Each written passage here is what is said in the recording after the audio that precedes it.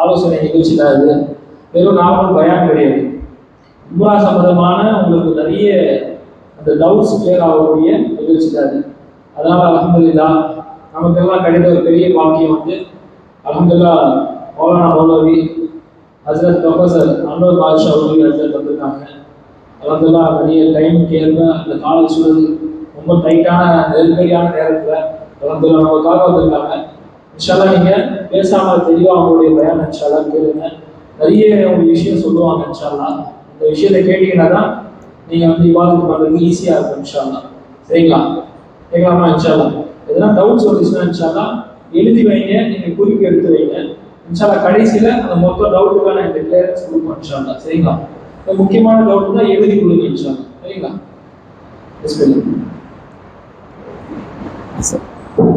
ஜியாரா பற்றின்னு சொல்லிடலாமா? ஜியாரா பற்றின்னு சொல்லிடலாம்.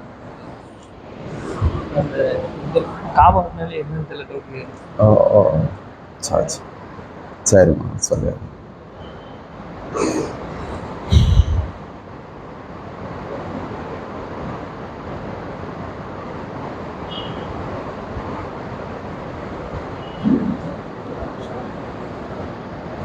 السلام عليكم ورحمة الله وبركاته. الحمد لله رب العالمين والعاقبة للمتقين والصلاة والسلام على من أرسله الله رحمة للعالمين هاديا وبشيرا ونذيرا وداعيا إلى الله بإذنه وسراجا منيرا. أما بعد، أعوذ بالله من الشيطان الرجيم. بسم الله الرحمن الرحيم. وأتموا الحج والعمرة لله. صدق الله العظيم. قال رسول الله صلى الله عليه وسلم: الحجاج والعمار وفد الله عز وجل إن دعوا استجيب لهم وإن غفروا وإن استغفروا غفروا وإن شفعوا شفعوا أو كما قال سيدنا حبيبنا صلى الله عليه وسلم. سبحانك لا علم لنا إلا ما علمتنا إنك أنت العليم الحكيم. لا حول ولا قوة إلا بالله العلي العظيم. டைம் எப்படி எவ்வளோ நேரம் வரைக்கும் பிளான் பண்ணியிருக்கீங்க? மகரிப் பிறகு ஒரு அமர்வு இருக்கா? இருக்கு. இப்போ மகரிப் பொழுத பிறகு கொஞ்சம் பேசு.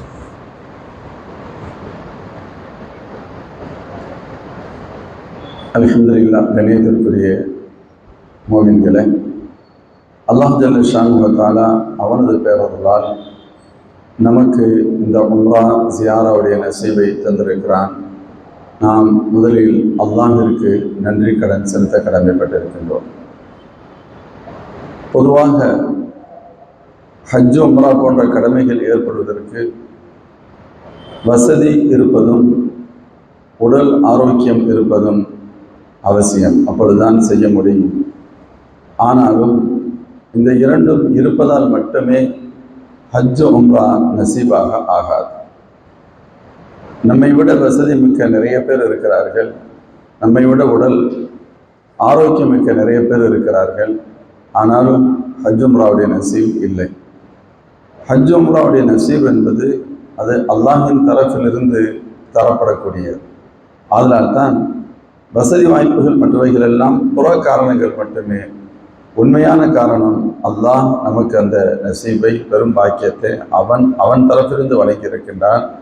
இதை நாம் முதலில் புரிந்து கொள்வதும் அந்த அல்லாஹ் வழங்கிய ஞாபகத்திற்காக நன்றி செலுத்துவதும் தார்மீக கடமையாகும். அல்ஹம்துலில்லாஹ் சும்மா அல்ஹம்துலில்லாஹ். மேலும் சகோதரர்களே, ஹஜ் உம்ராவுடைய கடமை இப்பொழுது நம்ம செய்ய போகிறது உம்ரா, ஹஜ்ஜு இல்லை. ஹஜ் என்பது வருடத்தில் ஒரு முறை மட்டுமே செய்ய முடியும். நாம் ஹஜ்ஜு பெருநாள் கொண்டாடுகின்றோமே, அந்த பெருநாளைக்கு முந்தைய 2 நாள் தில்ஹஜ் பிறை 10ஆம் நாள் பெருநாள், தில்ஹஜ் பிறை 8, 9, 10, 11, 12, ஒருவேளை தேவைப்பட்டால் 13, இந்த 5 அல்லது 6 தினங்கள் மட்டுமே ஹஜ்ஜுடைய நாட்கள் என்று சொல்லப்படும். அதனால்தான் வருடத்தில் ஒரு தடவை தான் ஹஜ்ஜை நிறைவேற்ற முடியும். ஆனால் அதே சமயத்தில் உம்ரா என்பது எப்பொழுது வேண்டுமானாலும் செய்யலாம். அதனால தான் நம்ம குரூப்பாக பார்க்குறோம். நமக்கு முன்னாடி பல பேர் போனாங்க, நம்ம இப்போ போகிறோம், நாளைக்கு ஒருத்தர் வருவாங்க, நம்ம போயிட்டு திரும்பினதுக்கு பின்னால் இன்னும் பல குரூப் போவாங்க. வருடம் முழுக்க போய்கிட்டே இருப்பாங்க. உம்ராவிற்கு ஒரு குறிப்பிட்ட டைம் என்பது இல்லை. ஆனாலும் எப்படி ஹஜ்ஜு மக்காவிற்கு சென்றுதான் செய்ய முடியுமோ அதே போன்று உம்ராவுடைய இந்த அமலும் மக்காவிற்கு சென்றுதான் செய்ய முடியும். நம்ம இங்கிருந்து ஏதாவது செஞ்சிட முடியுமான்னு கேட்டால் முடியாது. தொழுகலாம், நோன்பு வைக்கலாம், ஜகாத் இது போன்ற கடமைகளை நாம் இருக்கின்ற இடத்திலிருந்து செய்ய முடியும். ஹஜ் உம்ராவுடைய கடமை இந்த ரெண்டையும் நாம் அங்கே புனிதமிகு மக்கமா நகர் சென்று அந்த இடத்திற்கு சென்று குறிப்பிட்ட சில அமல்களை செய்வதன் மூலமாகத்தான் உம்ராவுடைய அமல் நிறைவேறும். சரி, அப்படி உம்ராவுடைய அமல் இப்போ நம்ம போகிறது உம்ரா முடிச்சுட்டு அப்படியே ஜியாரா ஸல்லல்லாஹு அலைஹி வஸல்லம் புனித ரௌதாவை சந்தித்து ஜியாரா செஞ்சுட்டு வருவோம். முதல்ல உம்ரா அப்படின்னு சொன்னால் என்ன அப்படின்னு நம்ம தெரிஞ்சுக்கிறோம். 4 செயல்களை உள்ளடக்கியது தான் உம்ரா. 4 செயல்களை உள்ளடக்கியது. இஹ்ராம், தவாஃப், சயி, ஹல்குர் ராஸ். இஹ்ராமுடைய உடை அது ஒவ்வொன்றுக்கும் நான் கொஞ்சம் உங்களுக்கு விரிவாக சொல்றேன். இஹ்ராமுடைய உடை உடுத்துதல், நியத் செய்தல், உம்ராவுடைய நியத் செய்யணும். தவாஃப் செய்யணும் காபாவிற்கு சென்று. சயி செய்யணும் சஃபாவுக்கும் மர்வாவுக்கும் மத்தியில். தலைமுடி இறக்கிக் கொள்ள வேண்டும். இந்த காரியங்கள் நிறைவேறிவிட்டால், இவைகள் நடந்துருச்சுன்னு சொன்னால் அல்ஹம்துலில்லாஹ் நம்முடைய உம்ரா நிறைவேறிவிட்டது என்று அர்த்தம். மக்காவிற்கு நாம் சென்று இந்த அமலை தான் செய்ய போகிறோம். நம்ம போய் ஒரு 6-7 மணி நேரம், அதிகப்படியாக ஒரு 8-10 மணி நேரத்துக்குள்ள இந்த அமலை முடிச்சிருவோம். ஆனாலும் நம்ம இங்கே ஒரு வாரத்துக்கு மேலே தங்கியிருப்போம். 7 நாள் 8 நாள் அநேகமாக உங்களுக்கு இங்கே தங்குறதுக்கான வாய்ப்பை ஏற்பாடு பண்ணியிருப்பாரு. அந்த நாட்கள் எல்லாம் முடிந்தால் மீண்டும் மீண்டும் உம்ரா செய்ய முடியும். வசதி இருக்கும், உடல் ஆரோக்கியம் இருக்கும் பட்சத்தில். சிரமம் இருக்குன்னு சொன்னால் தவாஃப் போன்ற அமல்களை செய்து கொண்டிருக்க முடியும் இன்ஷா அல்லாஹ். அப்போ உம்ரா என்ற அமல் இஹ்ராம் கட்டி நியத் செய்வது, தவாஃப் செய்வது, சயி செய்வது, தலைமுடியை ஆண்களாக இருந்தால் முழுமையாக இறக்கிக் கொள்வது, பெண்களாக இருந்தால் ஒரு சுண்டுவர்களுடைய நுனிய அளவிற்கு அதை கட் பண்ணி கொள்வது, இவைகள் தான் உம்ராவுடைய அமல். சகோதரிகளே, உம்ராவுடைய அமலுக்கு போகிறதுக்கு முன்னால முதல் விஷயம் நான் சொன்னேன், அல்லாஹ் நமக்கு தந்த நியாமத்துக்கு அல்லாஹ்வுக்கு ஷுக்ர் அதா பண்ணணும், அல்லாஹ்வுக்கு நன்றி சொல்லணும். நன்றி பல விதங்களில் ஆற்ற முடியும். நம்ம தொழுதுட்டு யா அல்லாஹ் உனக்கே எல்லா புகழும், எங்களுக்கு இந்த நசீபை தந்திருக்கிற அப்படின்னு மனதார நாம் நினைப்பது. இன்னொன்று, நாம் செய்யக்கூடிய இந்த அமலால் எதுக்காண்டி நம்ம இந்த அமல் செய்ய போகிறோம் அப்படின்னு ஒரு கொஸ்டின் நமக்கு நாமே கேட்போம். அல்லது ஆசைப்படுறோம், இந்த அமல் செய்யணுன்ற நீண்ட நாள் ஒரு பெரும் கனவு, நீண்ட நெடுங்கால ஆசை, இப்போ அல்ஹம்துலில்லாஹ் நமக்கு நிறைவேறுது. எதனால இந்த அமலின் மீது நமக்கு ஆசை அப்படின்னு சொன்னால், ஒன்று என் ரப்புடைய தர்பாரை நான் பார்க்கணும், நான் பார்க்காம மௌத்தாயிடக்கூடாது. இரண்டாவது, அங்கு இருக்கக்கூடிய ஒவ்வொரு அமல்களும் நம்முடைய பிழைகளை எல்லாம் மன்னித்து, நாம் சராசரி மனிதர்கள் தான், தெரிந்தோ தெரியாமலோ பிழைகள், குறைகள், பாவங்கள் மீது இருக்கும். அங்கு சென்று நாம் செய்யக்கூடிய தவாஃப் போன்ற அமல்களால், நாம் செய்யக்கூடிய இஸ்திக்ஃபார் மற்றும் தௌபா போன்ற அமல்களால் நமது பாவங்கள் எல்லாம் முழுமையாக இன்ஷா அல்லாஹ் மன்னிக்கப்பட்டுவிடும், முழுமையாக மன்னிக்கப்படும். ஸல்லல்லாஹு சொல்லுவாங்க, ஹாஜிகளும் உம்ரா செய்பவர்களும் அல்லாஹின் பிரத்யேகமான பட்டாளம், அல்லாஹ்விற்கு மிக பிரியமானவர்கள். எப்படி பிரியமானவங்களா ஆகிறாங்க? நம்ம தான் நிறைய குறைகளோடு தானே சென்றோம். அல்லாஹ் நமது பிழைகள், பாவங்களை எல்லாம் மன்னித்து விடுகின்றான். எந்த அளவிற்கு நாம் திரும்பியதற்கு பின்பு அல்லாஹ் எவ்வளவு பெரிய தௌஃபீக் தர்றான். ஸல்லல்லாஹு சொல்றாங்க, நீங்கள் துஆ செய்தால் ஏற்றுக்கொள்ளப்படும், நீங்கள் பாவ மன்னிப்பு தேடினால் உங்களுடைய பாவங்கள் மன்னிக்கப்படும், நீங்கள் யாருக்கேனும் பரிந்துரைத்தால் உங்களது பரிந்துரை கூட ஏற்றுக்கொள்ளப்படும். இவ்வளவு பெரிய தகுதியை எது தந்தது? அந்த அமல்கள் தான் தந்தது. அப்ப அந்த புனித நிறைந்த அமல்கள் நமது பாவங்களை எல்லாம் மன்னித்து, நாம் துஆ செய்தால், அடுத்தவர்களுக்காக துஆ செய்தால் கூட அல்லாஹ் ஏற்றுக்கொள்கின்ற அளவிற்கு ஒரு தரத்தை தருகிறது அல்லவா? அப்ப நமக்கு ஒன்று நல்லா தெரியுது, நாம் இந்த புனித அமலை நிறைவேற்றுவதன் மூலம் எங்களது பாவங்கள் எல்லாம் மன்னிக்கப்படுகிறது. இப்போ ஒரே ஒரு விஷயத்தை கவனம் செலுத்தணும். அவ்வளவு வாய்ப்புள்ள இடத்துக்கு நம்ம போறோம், அங்கு போயிட்டு திரும்பியதற்கு பின்பும் கூட நமது பாவங்கள் மன்னிக்கப்படாத நிலையில் நாம் வந்துவிடக் கூடாது அப்படிங்கிறத உறுதியா இருக்கணும். அப்படி செய்யணும்னு சொன்னா 2 விஷயம் செய்யும். ஒன்று, பொதுவாக பிழைகள், குறைகள், தவறுகள் என்பது இரண்டு வகையாக பார்க்கப்படும். ஒன்று நமக்கும் ரப்புக்கும் மத்தியிலானது, அல்லாஹ்விற்கு மத்தியிலானது. இன்னொன்று நமக்கும் நமது சகோதர மனிதர்களுக்கு மத்தியிலானது. நமக்கும் ரப்புக்கு மத்தியிலான குறைகள் வேறு யாரிடத்திலும் சொல்ல வேண்டிய அவசியம் இல்லை. அவனிடத்தில் முறையிட்டால் போதும், பாவமன்னிப்பு தேடினால் போதும், இஸ்திக்ஃபார் செய்தால் போதும். வேறு யாரிடத்திலும் சொல்ல வேண்டிய அவசியம் கூட கிடையாது. தொழுகையில் குறை ஏற்பட்டது, நோன்பில் குறை ஏற்பட்டது, இன்னும் பிற அமல்களில் குறை ஏற்பட்டுச்சு, அல்லாஹ்விடத்தில் அழுது மன்றாடி துவா செஞ்சிடலாம், முடிஞ்சிடும்.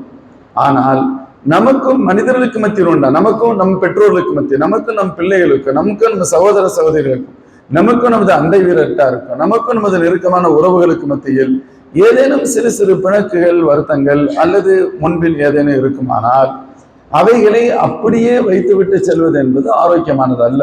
ஏன் அப்படின்னு கேட்டான், அல்லாஹ் தனக்கு ஏற்பட்ட தன்னுடைய விஷயத்தில் ஒரு அடியான் செய்த தவறுகளை அவனே மன்னித்து வருகின்றான். ஆனால் மனிதர்களுக்கு மத்தியில் ஏற்பட்டிருக்கக்கூடிய குறைகள் மன்னிக்கப்பட வேண்டுமானால் அல்லாஹ் தான் மன்னிக்கணும். ஆனால் அதற்கு முன்னால் சம்பந்தப்பட்ட அவர்களும் மன்னிக்க வேண்டும். ஆதலால் இதுல நம்ம கௌரவ பிரச்சனை பார்க்க வேண்டியதில்லை. ஸல்லல்லாஹு ஹதீஸ்ல சொல்லுவாங்க, எந்த அளவுக்கு மோமின்கள் பணிவோடு நடக்கின்றார்களோ அந்த அளவுக்கு உயர்ந்து செல்வார்கள். மன் தவாத அஹதுன் இல்லா ரஃபஅல்லாஹு லிஸான். யார் பணிவை மேற்கொள்கின்றார்களோ அல்லாஹ் உயர்வை தருவான். நம்முடைய உறவுகளில் ஏதோ வருத்தம் இருந்தது, நான் உம்ராவுடைய பயணம் புறப்படுகின்றேன், ஏதேனும் பிழைகள் ஏற்பட்டிருந்தால் அல்லாஹ்வுக்கா மாஃப் செய்து கொள்ளுங்க என்று நம்ம சொல்றதுனால நம்ம குறைஞ்சிட போறது இல்லை. யாருடைய விஷயத்தை நமக்கு சந்தேகம் வருகிறதோ, நம் தரப்பிலிருந்து நம்ம கோபத்தில் ஏதாவது பேசியிருப்போம், நம்ம ஏதோ ஒரு விஷயம் பண்ணிட்டோம் அப்படிங்கிறது நமக்கு தெரியும். அப்படி தெரியும் பட்சத்தில் நாம் கௌரவம் பார்க்காமல் அது போன்ற நிலையிலிருந்து நம்மை அவங்களுடைய துவாவை பெற்று அந்த வருத்தத்திலிருந்து கூட நாம் நீங்கி அந்த அமல்களை செய்வது ஏற்றமானது. இது நம்ம அமலை தொடங்குறதுக்கு முன்னால் உள்ள விஷயம்.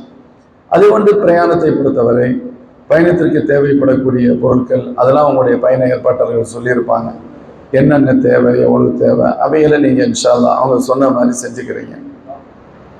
பொதுவாக இந்த விஷயத்துல ஒரே ஒரு ஞாபகப்படுத்தணும் அப்படின்னு சொன்னா என்ன சொல்லுவாங்க, நம்ம ஒரு 15 நாள்ல போயிட்டு வர போறோம், அவ்வளவுதான். ரொம்ப நீண்ட நெடுங்காலம்னா இல்லை, 2 வாரம். நீங்க எப்போ புறப்படுறீங்களோ அதே 2வது வாரம் அதே டயத்துக்கு நம்ம இங்க வந்து இறங்கிட போறோம், அவ்வளவுதான். ஒரு 14 days.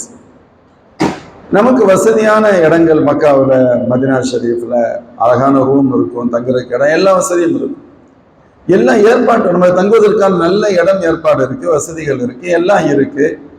நம்ம தேவைப்படக்கூடிய பணத்தையும் நம்ம ஏற்கனவே கொடுத்துட்டோம், அவங்கள்ட்ட கொடுத்துட்டோம். நமக்கு 5 பைசா கையில இல்லைன்னு சொன்னா கூட சமாளிக்க முடியும், அந்த அளவுக்கு தேவைகள் நிறைவேறிடுச்சு. ஆனால் நம்ம யாரும் சும்மா போக மாட்டோம், ஒரு கணிசமான தேவைக்கு காசு எடுத்துட்டு தான் போவோம். செலவுகளுக்கு ஏதேனும் மிச்சம் கூட கொண்டு வந்துடலாம், எதுக்கும் கொஞ்சம் கூட இருக்கட்டும். எல்லாரும், நான் உங்களை மாதிரி இன்சான் தானே, எல்லாம் தெரியும், நம்ம கூட தானே இருக்கும். உங்களை போன்று அல்லாஹ்வுடைய கிருபை. நான் போன வருஷம் தம்பி கூட நாங்கள் உம்ரா போயிட்டு வந்தோம். அதே போன்று அல்லாஹ்வுடைய ஃபضல் 10 தடவைகளுக்கு மேல அல்லாஹ் அந்த நசீபை தந்திருக்கிறான். இது ஒரு பெரிய பாக்கியம், அல்லாஹ்வுடைய பெரிய கிருபை. போன வருஷம் இந்த டைம்ல அங்கே இருக்கோம். லாஸ்ட் இயர் இதே டைம்ல நாங்கள் மதினா ஷரீஃப்ல இருக்கோம், அல்ஹம்துலில்லாஹ். அப்போ நானும் தான் எடுத்துட்டு போவேன், காசு எடுத்துட்டு போக மாட்டோம். இல்லை அதான் எல்லாமே முடிஞ்சிருச்சுல, இன்னும் என்ன அப்படி நினைச்சிட்டு போறது இல்லை. ஒரு எந்த பிரச்சனையும் இல்லாத ஒரு இடத்துக்கு போறோம், பாதுகாப்பான ஒரு இடத்துக்கு போறோம், நல்ல வசதியான ஏற்பாடுகளுக்கு உண்டான ஏற்பாடும் செஞ்சுட்டு தான் போறோம். ஆனாலும் இருந்தாலும் எச்சரிக்கையா இருக்கணும், கையில காசு இருக்கணும் அப்படிங்கிறது இது தப்பா அப்படின்னு கேட்டா தப்பு இல்லை. இன்னும் சொல்ல போனா புத்திசாலித்தனம் தான் சொல்லணும். ஆனா அல்லாஹ் ஒரு விஷயத்தை இன்டைரக்டா நமக்கு உணர்த்துறான். இவ்வளவு சேஃப் அண்ட் செக்யூர் பிளேஸுக்கு போகும்போது கூட இவ்வளவு எச்சரிக்கையா போறீங்க, இப்போ ஒன்றும் அவ்வளவு பெரிய பிரச்சனை இல்லை, அப்படியே உங்ககிட்ட இல்லைன்னாலும் ஒரு ஃபோன் பண்ணா உங்க பிள்ளை ஏடிஎம்ல அனுப்பி வச்சுருவாரு, அங்கிருந்து எப்படியோ எடுத்துக்கலாம், 1000 வழிகள் இருக்கு. அப்படிலாம் ஒன்று பெரிய ஒன்று வசதி வாய்ப்புகள் இல்லாத காலம் இல்லை. ஆனாலும் நம்ம மாற்றி வச்சுக்கிறோம், ரியாலா மாற்றி வச்சுக்கிறோம், இந்த காசு வச்சுக்கிறோம், அதெல்லாம் ஓகே.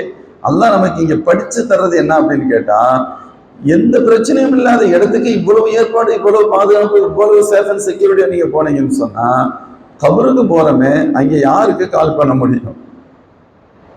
யாராவது உதவிக்கு வந்துடுவாங்களா? வரமாட்டாங்க. அல்லது நமக்கு இங்க பெரிய ஏற்பாடுக்கு உறுதிப்படுத்தப்பட்டிருக்கா, நீங்க வாங்க உங்களுக்கு நல்லா மெத்தையெல்லாம் விரிச்சு வச்சிருப்போம் அப்படின்னு சொல்லப்படலையே. எப்படி இருக்குன்னு தெரியாது.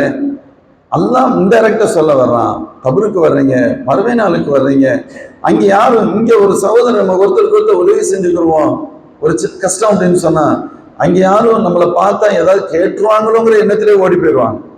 அதானே அப்படிப்பட்ட நாள் அல்லவா? அந்த நாளின் பாதுகாப்புக்காக நாம் எவ்வளவு தயாராக இருக்கிறோம் என்பதை நாமே சுய பரிசோதனை செய்து கொள்ள வேண்டும் என்பதற்காகத்தான் அல்லாஹ் இது போன்ற வாய்ப்புகளை எல்லாம் தருகிறான் என்பதை ஒரு யதார்த்தமாக புரிந்து கொள்வது.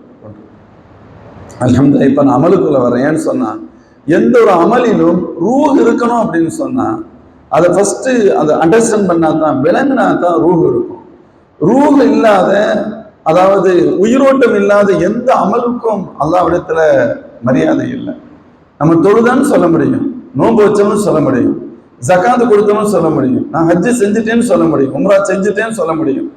செஞ்சுட்டேன், தொழுதுட்டேன், நோன்பு வச்சுட்டேன்னு சொல்ல முடியுமே தவிர என் நோன்பு ஏற்றுக்கொள்ளப்பட்டது, என் தொழுகை ஒப்புக்கொள்ளப்பட்டது, என் உம்ரா அங்கீகரிக்கப்பட்டது, என் ஜகாத்து ஏற்றுக்கொள்ளப்பட்டது, இப்படி நம்ம சொல்ல முடியுமான்னு கேட்டா இல்ல. செகண்ட் பார்ட் நம்ம கையிலேயே இல்லை.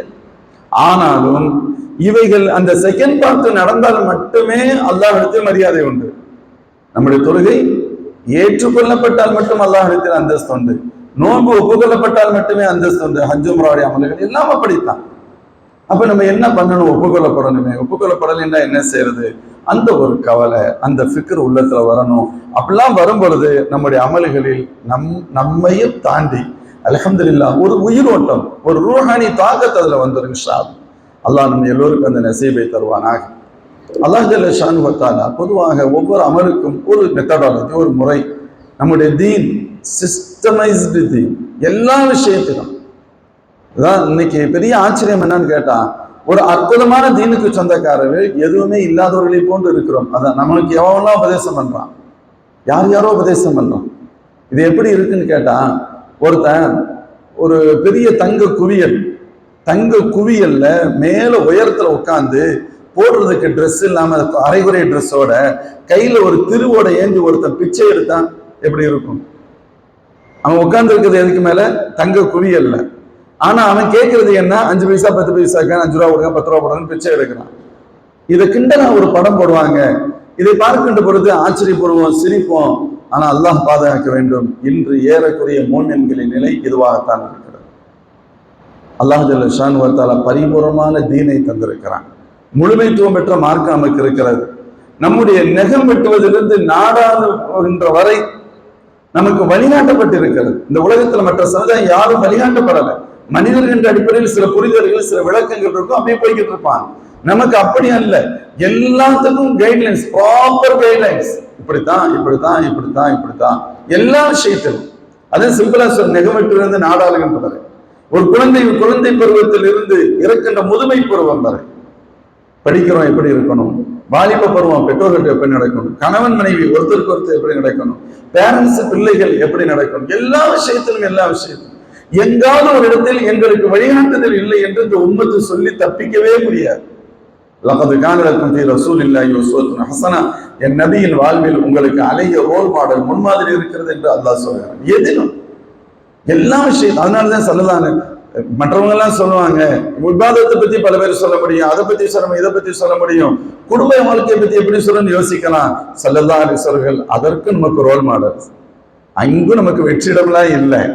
கணவன் மனைவிட்டு எப்படி நடக்கணும், மனைவி கணவன் எப்படி நடக்கணும், பிள்ளைகிட்ட எப்படி நடக்கணும், எல்லா விஷயத்திற்கும் ஸல்லல்லாஹு அலைஹி வஸல்லம் வாழ்வில் ரோல் மாடல் உண்டு. நமக்கு மாடல் இருக்கிறது, முன்மாதிரி இருக்கிறது.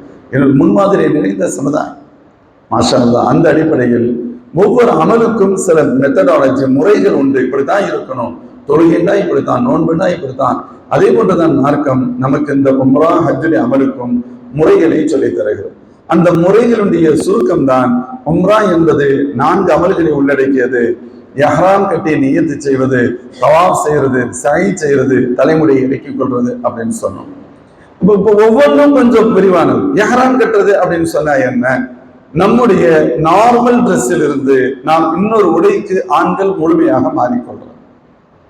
அதற்கு முன்பாக நாம் குளித்து தேவையற்ற ரோமங்கள் அனைத்தையும் களைந்து கொள்வது, நகத்தை வெட்டிக் கொள்வது, முழுமையாக தூய்மையான நிலையில் நாம் குளித்துக் கொள்வது, இது தேவை இருக்கும் பட்சத்தில் நம்முடைய உடலில், அதாவது ட்ரெஸ்ஸில் இல்லாமல் உடலில் நறுமணம் பூசிக்கொள்வது, இவைகள் அனைத்தும் அனுமதிக்கப்பட்டவை, வரவேற்கத்தக்கவை.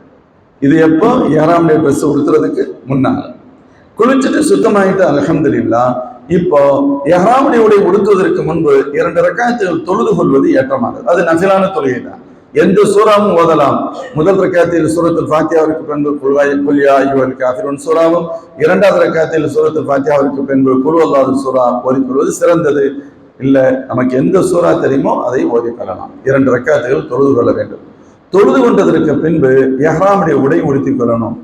எங்கே போயிட்டு போறோமா? இப்ப நீங்க மஸ்கட் போய் ஒரு நேரம் இருந்துச்சு, டைரக்ட் ஃபிளைட் இப்ப சவுதியாவே இல்லை. டைரக்டா முதல்ல சென்னையில ஏறணும்னு சொன்னா ஜித்தாவில் போய் இறங்கிடுவோம். இப்ப 99.9 இல்ல 100% வந்து நம்ம ஏதாவது இன்னொரு நாட்டுக்கு போய் போற மாதிரி தான் சுச்சுவேஷன் இருக்கு. இப்ப நீங்க மஸ்கட்டுக்கு போறீங்க, இங்க இருந்து ஏறாம சொல்லியிருக்கோமா? டைமும் அங்கே 2 hours உங்களுக்கு அந்த டிரான்சிட் டைம் இருக்கு. அதாவது இங்கிருந்து இஹ்ராம் கட்ட வந்தா கட்ட முடியும், அங்க போய் கட்டுறதுக்கு வாய்ப்பும் இருக்கு. அங்க மஸ்ஜித் இருக்கும் அல்ஹம்துலில்லாஹ். நம்ம ஊருக்கு மாதிரி இருக்காது, எல்லாமே அரபு கண்ட்ரிஸ் தானே. மஸ்கட்லாம் நல்ல மஸ்ஜித் இருக்கும். நீங்க நமக்கு டைமும் இருக்கும். இங்க இருந்தா வேற வேற வேலைகள் இருக்கு, அங்க ஒரு வேலையும் இருக்காது. போய் இறங்கணும்னா அடுத்த ஃபிளைட்டுக்காக வெயிட் பண்றதை தவிர்த்து நமக்கு ஒன்றும் இல்லை. இடையில உங்களுக்கு 1 hourக்கு மேல கேப் இருக்கும். 2 மணி நேரம் இருந்தாலும் 3/4 மணி நேரத்துல நம்ம போர்டிங் போக வேண்டிய தேவை ஏற்பட்டா கூட 1 மணி நேரம் 1.25 மணி நேரம். குளிக்கிறது போய் அங்கே குளிக்க முடியாது. அதனால முதவே நீயே செஞ்சு குளிச்சுக்கிறணும். அங்கு ஒழு செய்ய முடியும். பள்ளியாசல் இருக்கு, ஆண்களுக்கு தனியா பெண்களுக்கு தனியா இருக்கு. ஒழு செஞ்சுட்டு இன்ஷா அல்லாஹ் அங்கே போய் 2 ரக்காத் தொழுதுட்டு ஆண்கள் உடைகளை மாற்றிக்கொள்ளலாம். ஆனால் முக்கியமாக ஹேண்ட் லக்கேஜில் இஹ்ராமுடைய ட்ரெஸ்ஸை வச்சுக்கணும். மறந்துட்டு மொத்தம் மெயின் லக்கேஜில் வச்சு சென்னை ஏர்போர்ட்லேயே தள்ளிட்டு அப்புறம் நம்ம எனக்கு இஹ்ராம் ட்ரெஸ் இல்லைன்னு கஷ்டப்பட்டுறக்கூடாது. கொஞ்சம் கவனமாக இருந்துக்கும். ஹேண்ட் லக்கேஜுக்குன்னு ஒரு பேக்கு தர்றாங்கல்ல, அதில் இஹ்ராமுடைய ட்ரெஸ்ஸை மறந்துடாமல் வச்சுக்கணும் இன்ஷா அல்லாஹ். சில விஷயங்களை எழுதி குறித்து வச்சுக்கணும். என்னென்ன செய்யணும், என்னென்ன எடுத்துகிட்டு போகணும், எதில் வைக்கணும், அதெல்லாம் தப்பே இல்லை. அப்படி வச்சுக்கிட்டோம்னு சொன்னால் ஒரு கடைசியில் சும்மா ஒரு கிராஸ் செக் கடன்னு பார்ப்போம். ஓகே, எல்லாம் ஆளார் ஓகே, இப்போ கொஞ்சம் நிம்மதியாக இருக்கலாம். சில சமயத்தில் எல்லாம் சரியாக இருக்கும். 20 ஐட்டத்தில் 19 மெயின் பாயிண்ட் ஏதாவது ஒன்று விடுபட்டு இருக்கும். அந்த கிராஸ் செக் பண்ணும்போது அதை ஞாபகத்துக்கு வந்துடும். அதையும் கரெக்ட் பண்ணிட்டோம்னா அல்ஹம்துலில்லாஹ் மேட்ரு ஓவர். சரி, இப்போ நீங்கள் இன்ஷா அல்லாஹ் மஸ்கட் போகிறீங்க அப்படின்னு சொன்னால் 2 ரக்காத் தொழுது ஒழு செஞ்சுட்டு 2 ரக்காத் தொழுது தஹியத்துல் மஸ்ஜித் 2 ரக்காத் தொழுதுறணும் முதல்ல. ஏன்னா புதுசாக ஒரு பள்ளியாசலுக்கு வரோம். அதுக்கடுத்து இஹ்ராமுடைய தொழுகை 2 ரக்காத் தொழுதுட்டு இஹ்ராமுடைய ட்ரெஸ்ஸை உடுத்திக்க. பெண்களை பொறுத்தவரை இஹ்ராமுடைய ட்ரெஸ்ஸுன்னு உங்களுக்கு தனி ட்ரெஸ் இல்லை. அவர்கள் இயல்பாக உடுத்திருக்கிற ட்ரெஸ் தான் இஹ்ராமுடைய ட்ரெஸ். ஆண்களாகிய நம்மை பொறுத்தவரை நமக்கு டோட்டல் முற்றிலும் மாறுபட்டது. நாம் இப்பொழுது உடுத்தி இருக்கக்கூடிய உடலில் இருக்கும் எந்த உடைகளும் உடுத்த முடியாது. நம்ம கையிலேயே மூட்டி இருப்போம். தைக்கப்படாத 2 ஆடைகள் தான் இஹ்ராமுடைய ட்ரெஸ். தைக்கப்படாத 2 ஆடைகள், மூட்டப்படாத 2 வேஷ்டி அல்லது 2 துண்டு, எப்படி வேணாலும் சொல்லிக்கலாம். அவ்வளவுதான். கீழே வேஷ்டி மாதிரி ஒரு துண்டை கட்டி இருப்போம், இன்னொரு துண்டை மேல உடம்புக்கு மேல பொருத்தி இருப்போம். இவ்வளவுதான் உடை. உள்ளாடைகள், பனியன், அண்டர்வேர் முதற்கொண்டு எதுவுமே உடுத்த முடியாது. கைலி ஷர்ட் எதுவும் இல்லை, அதற்கு அனுமதி இல்லை. சரி, இப்பயும் 2 ரக்காத் தொழுதுட்டோம். தொழுதுட்டு ட்ரெஸ் மாத்திக்கணும். சில பேர் கவனம் இல்லாம நான் உள்ளாடை இல்லாம இருந்து பழக்கப்பட்டது இல்லை அப்படி எப்படின்னு சொல்லிட்டு மறந்துட்டு அப்படியே இது பண்ணிடக்கூடாது. அது பெரும் குற்றமாக ஆகும். ஆதலால் இந்த 2 ட்ரெஸ் தான் ஆண்களின் ட்ரெஸ். திரும்பவும் சொல்கிறேன், பெண்களை பொறுத்தவரை எந்த ட்ரெஸ்ஸும் அவர்களுக்கு இதற்கென்று பிரத்யேகமான ட்ரெஸ் இல்லை. அவர்கள் உடுத்தி இருப்பது தான் அதற்கான ட்ரெஸ் இன்ஷா அல்லாஹ். 2வது, இந்த ட்ரெஸ்ஸை போட்டுட்டு உம்ராவுடைய தொழுதுட்டோம், இப்ப ட்ரெஸ் உடுத்திட்டோம். இப்ப என்ன செய்யணும்? நிய்யத்து செய்யணும். நிய்யத்து செய்தால் மட்டுமே நம்ம உம்ரா அந்த ட்ரெஸ்ஸுக்கு உள்ள வந்திருக்கோம்னு அர்த்தம். இல்லைன்னா சாதா நம்ம வீட்டோட 2 வேஸ்ட், மேல ஒரு துண்டு கீழே ஒரு வேஸ்டை கட்டிக்கலாம் தானே, அதுக்காக நம்ம உம்ரா செய்யறோம்னு அர்த்தமா? இல்லையே, அப்படி இல்லை. நிய்யத் செஞ்சா தான் அந்த சட்டம் வரும். நிய்யத்து என்ன? நிய்யத் செய்யறதுக்கு முன்னால முதல்ல ஆண்கள் தலையை திறந்து கொள்ள வேண்டும். தலையை மூடக்கூடாது, தலையை மூடக்கூடாது. பெண்கள் நேரம் ஆப்போசிட், தலையை திறந்திருக்க கூடாது, மூடித்தான் ஆக வேண்டும். முகம் மட்டும் திறந்திருக்கலாம், தலை திறந்திருக்க கூடாது. உம்ராவுடைய நிய்யத்து செய்யறோம். இஹ்ராமுடைய ட்ரெஸ் உடுத்திட்டோம், ட்ரெஸ் உடுத்திட்டு நிய்யத் செய்யறோம். என்ன நிய்யத்து? அல்லாஹும்ம இன்னி உரீது, அல்லாஹும்ம இன்னி உரீது அல் உம்ரா ஃபயஸ்ஸிர்ஹா லீ வ தகப்பல்ஹா மின்னி. உட்காருங்க.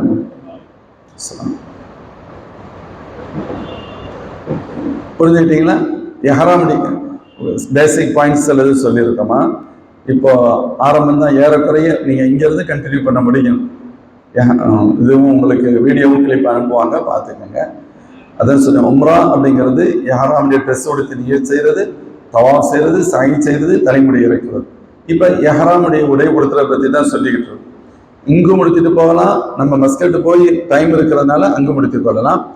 தொழுதோம், 2 ரக்காத் தொழுதோம், எஹ்ராமுடைய ட்ரெஸ் உடுத்திட்டு நியத் பண்ணிட்டோம். என்ன நியத் பண்ணோம்? அல்லாஹ்ம இன்னி உரீது அல் உம்ரா ஃபயஸ்ஸிர்ஹா லீ வ தகப்பல்ஹா மின்னி.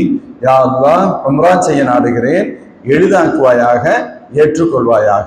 ஹஜ்ஜுல் உம்ராவுடைய அமல்ல மட்டும்தான் எளிதாக்குவாயாக, ஏற்றுக்கொள்வாயாகங்கிற ஒரு வேர்டு வரும். இது அல்லாஹ்வே கற்றுத்தரான்.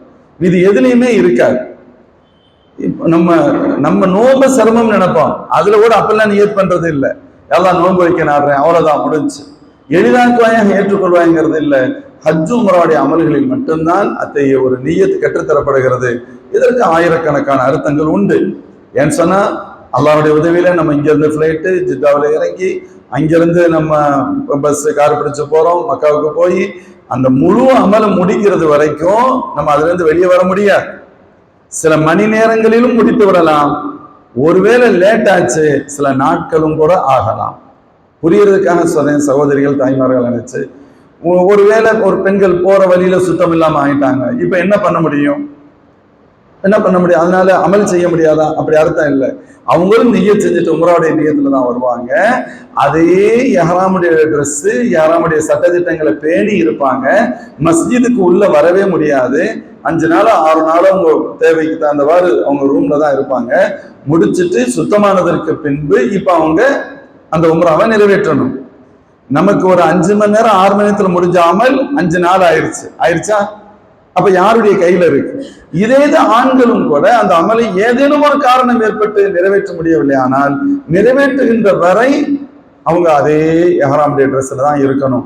அதனாலதான் அல்லாஹ் இப்படி நீங்க என்கிட்ட துவா செய்யுங்க, அல்லாஹ் ஆசானாக்கி கபூல் செய்யணும் என்கிட்ட கேளுங்கன்னு அல்லாஹ் சொல்றதுக்கான காரணங்கிறதுக்காக சொல்றவர். சரி, இப்ப நியத் செஞ்சுட்டோம், நியத் செஞ்சு தொழுதுட்டோம், தொழுது முடிச்சுட்டு நியத் செய்யறோம். நியத் செய்த உடனே முதலில் செய்ய வேண்டிய அமல் 3 முறை தல்பியா சொல்லணும். என்ன சொல்லணும்? நீங்க பார்த்துருப்பீங்க, ஹஜ்ஜுடைய அமல் உம்ராவுடைய அமல்ல வித்தியாசமான ஒரு செயல் அப்படிங்கிறது இந்த தல்பியாவுடைய. லப்பைக் அல்லாஹும்ம லப்பைக் லப்பைக் லா ஷரீக லக லப்பைக் இன்னல் ஹம்த வன் நிஅமத லக வல் முல்க் லா ஷரீக லக். நம்ம சொல்லியும் தருவாங்க கூட இருக்கவங்க, நமக்கு எல்லாத்துக்குமே இது தெரிஞ்சிருக்கிறது தான் நல்லது.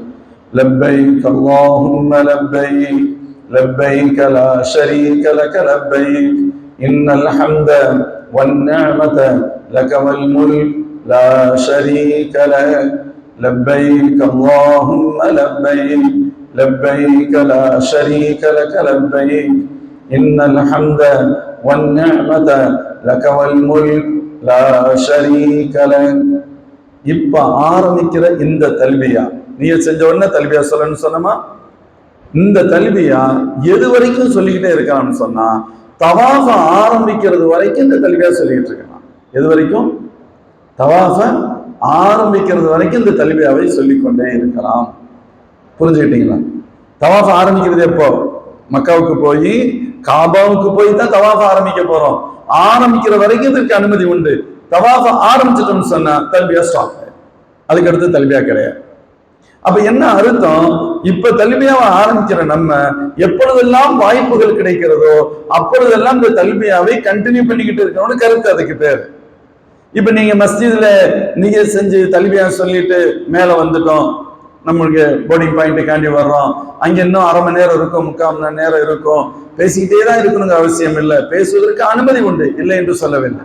ஆனால் வாய்ப்பு கிடைக்கின்ற பொழுதெல்லாம் தல்பியா சொல்லிக்கிட்டே இருக்கணும். தல்பியா சொல்ல ஆரம்பிச்சுட்டா 3 தடவை சொல்லணும். தல்பியா சொல்ல ஆரம்பிச்சோம்னு சொன்னா 3 டைம்ஸ் சொல்லி முடிக்கணும். ஃபிளைட்ல ஏறி உட்காடுறீங்க, தல்பியா சொல்லலாம். ஃபிளைட் டேக் ஆஃப் ஆகுது, தல்பியா சொல்லலாம். லேண்டிங் ஆகுது, தல்பியா சொல்லலாம். இடையில நம்ம கொஞ்சம் ஃப்ரீயா இருக்கிறோம், இப்ப தல்பியா சொல்லலாம் நினைக்கிறோம், தாராளமா தல்பியா சொல்லலாம். ஃபிளைட்டை விட்டு இறங்கி வெளியில போறீங்க, ஜித்தா ஏர்போர்ட்ல தல்பியா சொல்லலாம். கார்ல ஏறுறோம், தல்பியா சொல்லலாம். பயணிக்கின்ற பொழுது தல்பியா சொல்லலாம். காரை விட்டு இறங்குறோம், தல்பியா சொல்லுவோம். ரூமுக்கு போறோம், தல்பியா சொல்லுவோம். ரூம்ல இருந்து திருப்பி காபாவுக்கு வர்றது வரைக்கும் தல்பியா சொல்லி கொண்டே வரலாம். காபா தவாஃப ஆரம்பிக்கின்ற வரை தல்பியாவிற்கான டைம் உண்டு. சரியா விளங்கிட்டீங்களா? 1. சரி, இப்போ இந்த எஹ்ராமுடைய ட்ரெஸ் உடுத்தி நியத்து பண்ணிட்டோம். பெண்களா இருந்தால் குறிப்பிட்ட ட்ரெஸ் எல்லாம் ஆனா நியத்து பண்ணிடுறோம். நியத்து பண்ணணும், நியத்து பண்ணாம போயிட முடியாது, நியத் பண்ணியே ஆகணும். சரி, இப்ப நியத் பண்ணிட்டோம். நியத் பண்ணதுக்கு பின்னால என்னென்ன அமல்கள் என்னென்ன காரியங்களை செய்யக்கூடாது. எஹ்ராம் அப்படின்னு சொன்னாலே என்ன அர்த்தம்னா, அது சில காரியங்களை ஹராமாக ஆக்கி விடுகிறது. எஹ்ராம் அப்படின்னா ஹராமாக ஆக்குதல், சில காரியங்களை செய்யக்கூடாதுன்னு சொல்லிடுது. அது என்ன? அது எஹ்ராமுடைய நிய்யத் செஞ்சதுக்கு பின்னால நீங்க நெகமெட்ட கூடாது, அத்தர் நறுமணம் பூசக்கூடாது. பாக்கெட்டில் வச்சுக்கிட்டு பழக்கம் சில பேருக்கு, இப்ப நான் வச்சிருக்கேன், நான் ஜுபா பாக்கெட்ல அத்தர் வச்சிருப்பேன், போட்டுக்கிறோம். இப்படி நமக்கு ஏதாவது பழக்கம் இருந்தா கூட நம்ம கையிலேயே இல்லாம பாத்துக்கணும். திடீர்னு எடுத்து நம்ம வாட்டுக்கு தடவிக்கிட்டு இருப்போம், தப்பாயிரும். நறுமணம் பூசக்கூடாது, நெகமெட்டக்கூடாது, முடிய இப்ப தாடி எப்படிங்கிறது, மீசை எப்படிங்கிறது, தலையை சொரிகிறது, முடி எப்படிங்கிறது, இது மாதிரியான காரியங்கள்லாம் செய்யக்கூடாது. இது எல்லாருக்கும் பொதுவானது, எல்லாருக்குமே பொதுவாக. வேட்டையாடக்கூடாதுன்னு சொல்லுவாங்க, அதுக்கு உண்டான வாய்ப்புகள் இப்ப இருக்காது நமக்கு. சட்டம் வேட்டையாடுவதற்கு அனுமதி இல்லை. ட்ரெஸ்ஸை மட்டும் ஆண்கள் தலையை திறந்திருக்க வேண்டும், பெண்கள் தலையை மூடி இருக்க வேண்டும். ஆண்கள் தலையை திறந்துதான் இருக்கணும், தொப்பி போட்டிருக்க கூடாது. பெண்கள் தலையை மூடி இருக்கணும். இது மட்டும்தான் ஆணுக்கும் பெண்ணுக்குமான வேறுபாடு. மீதி விஷயங்கள் பொதுவானவை. அதே போன்று புரியணுங்கிறதுக்காக சொல்றேன், நாம் கணவன் மனைவியாக இருந்தாலும், ஒரே அறையில் இருந்தாலும், வேறு யாரும் இல்லையானாலும், உம்ரா முடிவதற்கு முன்பு உறவுகள் கூடாது. சட்டம் தெரிஞ்சுக்கணுங்கிறதுக்காக சொல்லலேன்னு சொல்லக்கூடாது. நம்ம எல்லாம் நம் சகோதர சகோதரியை பார்த்து நான் சட்டம் சொல்றது கடமைங்கிறதுக்காக நான் விளக்கி சொல்றேன். இது அந்த உம்ரா முடிகிறது வரைக்கும் தான். உம்ரா முடிஞ்சிருச்சு அப்படின்னு சொன்னா, நம்ம வீட்டில் எப்படி அனுமதி எல்லாம் அனுமதிக்கப்பட்டதோ, நகவற்றது அனுமதி, முடி வெட்டுறதுக்கு அனுமதி, அத்தர் போடுறதுக்கு அனுமதி இருக்கிற மாதிரி தாம்பத்தியமும் அனுமதிக்கப்பட்டதுதான். அதில் பிரச்சனை இல்லை. அது மக்காவிலே இருந்தாலும் சரி, அந்த டயத்துல மட்டும்தான் அனுமதி இல்லை. சரி, இப்ப நம்ம நியத் செஞ்சுட்டோம், அல்ஹம்துலில்லாஹ் தல்பியா சொல்லிட்டோம், ஜித்தாவுடைய ஃப்ளைட்ல ஏறிட்டோம், ஷார்ட்டா சொல்றேன், ஜித்தாவில் இறங்கிட்டோம், ரூமுக்கு வந்துட்டோம். ரூம்ல இருந்து நமக்கு டைம் சொல்லுவாங்க. பொதுவாக ஒரு தனிநபர் பயணம் செஞ்சாலே சில சிரமங்கள் இருக்கும். ஒரு குடும்பத்தை மட்டும் ஒரு குடும்பமா நம்ம போறோம், அதுலயே சில டிஃபிகல்டிஸ் இருக்கும். பல குடும்பங்கள், பல தனிநபர்கள் சேர்ந்து ஒரு பயணத்தை நம்ம செய்யறோம் அப்படின்னு சொன்னா சின்ன சின்ன சில சிரமங்கள் இருக்கும். சில பேணுதல்களை ஒருத்தருக்கு ஒருத்தர் நம்ம ஃபாலோ பண்ணிக்கிறது தான் உதவியானதாக.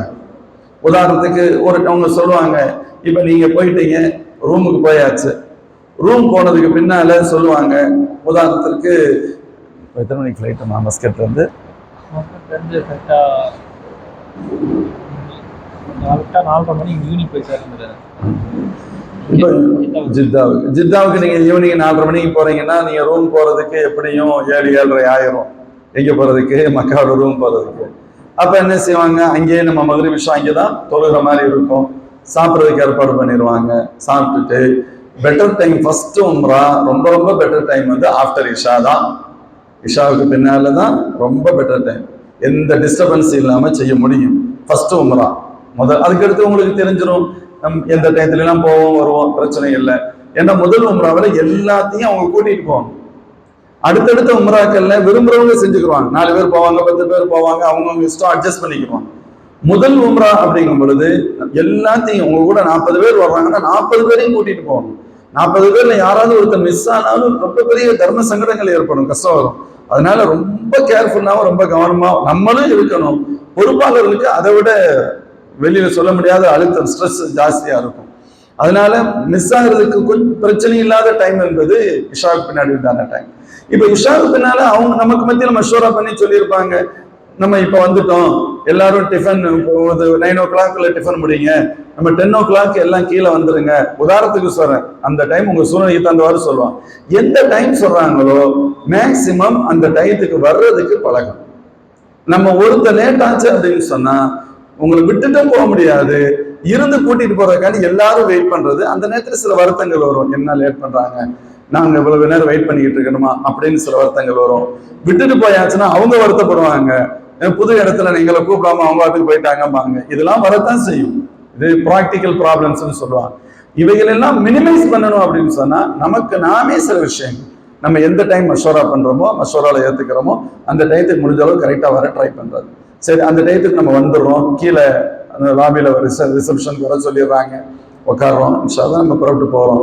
அங்கே போயிட்டு அல்ஹம்துலில்லாஹ் போகிற வழியும் தல்பியா சொல்லிக்கிட்டே போகலாம், போகிற வழியெல்லாம் தல்பியா சொல்லலாம். இப்போ ஹரமுக்கு வெளியில் ஓப்பன் பிளேஸ், பிரமாண்டமிக்க பிளேஸ். சில பேர் ஃபஸ்ட்டு தலையை உள்ளவங்க இருப்பீங்க, சில பேர் போனவங்க இருப்பீங்க. பிரமாண்டமிக்க ஒரு இடமா இருக்கும், அதை தாண்டுறோம். அதுக்கடுத்து பள்ளிக்குள்ளே நுழையிறோம். மஸ்ஜிதில் நுழைஞ்சாலும் ஒரு பெரிய கட்டிடம் அமைந்த ஒரு மஸ்ஜித், அதை தாண்டி இன்னும் போவோம். அந்த கட்டிடத்துடைய எண்டுக்கு போகும் பொழுதுதான் காபா நமக்கு தெரியறதுக்கான வாய்ப்பு. அதுலேயும் எந்த இடத்தில் முழுமையாக காபா தெரியுமோ அந்த இடத்திற்கு செல்கின்ற வரை காபாவை பார்க்க வேண்டும் என்ற கவனத்தில் இல்லாமல் தலை கவிழ்ந்த வண்ணம் தல்பியா சொல்லிக்கிட்டே போறது பெட்டரானது. இன்ஷா அல்லாஹ் உங்களை கூட்டிட்டு போறவங்க என்ன பண்ணுவாங்க, அந்த கடைசி இடத்துல கீழே இறங்குறதுக்கு முன்னால, அதற்கடுத்து நீங்க தவாஃபுக்காக கீழே இறங்கணும். இறங்குறதுக்கு முன்பாக ஒரு ஓரத்தில் நின்று, உயரமான இடத்துலயே மேலேயே ஃபர்ஸ்ட் ஒரு ஓரத்துல நின்று, எந்த இடத்துல நின்று நம்ம பார்த்தோம்னு சொன்னா காபா முழுமையாக தெரியுமோ, காபா முழுமையாக தெரியுமோ அந்த இடத்துல நின்று துவா செய்வாங்க. இன்ஷா கூட்டாவும் துவா செய்வாங்க, தனிப்பட்ட முறையில் இன்ஃப்ரீயாதாவும் நாம் துவா செய்து கொள்ளலாம். அங்கே அந்த காபாவை பார்த்த உடனே பிஸ்மில்லாஹி வாலா பரக்கத்தில்லா என்று பள்ளிக்குள்ள நுழையும் பொழுது நாம் ஸல்லல்லாஹு தரூத் ஷரீஃப் ஸலவாத் ஓதி பிஸ்மில்லாஹி வாலா பரக்கத்தில்லா அல்லது பிஸ்மில்லாஹி வாலா மில்லத்தி ரசூலில்லா பிஸ்மில்லாஹி தவக்கல்து அலல்லாஹ் போன்ற வார்த்தைகளை சொல்லி உள்ளே நுழைகிறோம்.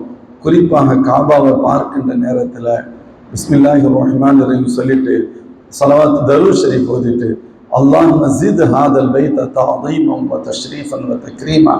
தெரியலைன்னா இதனுடைய அர்த்தத்தை மனதில் சொல்றேன். கருத்து என்ன அப்படின்னு கேட்டா, தரூத் ஷரீஃபை படிச்சிடும். பிஸ்மில்லா சொன்னதுக்கு பின்னாடி யா அல்லாஹ் இந்த உன் இல்லத்தின் கண்ணியத்தை மென்மேலும் அதிகப்படுத்துவாயா, இதனுடைய சிறப்பை மென்மேலும் உயர்த்துவாயா.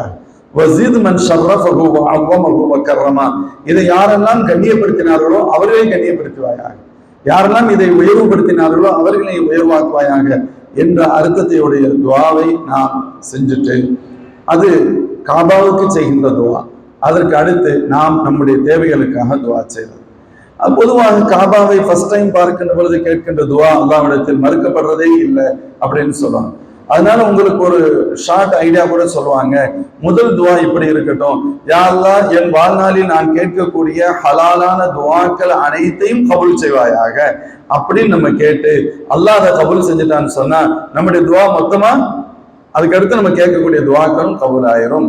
அப்படி கேட்டதோடு நிறுத்திக் கொள்ளாமல் அதற்கு அடுத்து நம்முடைய இம்மை மறுமையின் தேவைகளை நாம் வெளிப்படையாக சொல்லியும் நீங்க துவா செய்யலாம்.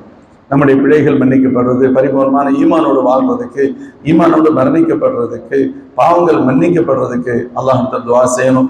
நமக்கு மட்டுமின்றி நம்முடைய மனைவி, மக்கள், நம்முடைய பெற்றோர், பிள்ளைகள், உறவினர்கள், நெருக்கமானவர்கள், மூமின்களுடைய பாதுகாப்புக்காக துவா செய்யறது.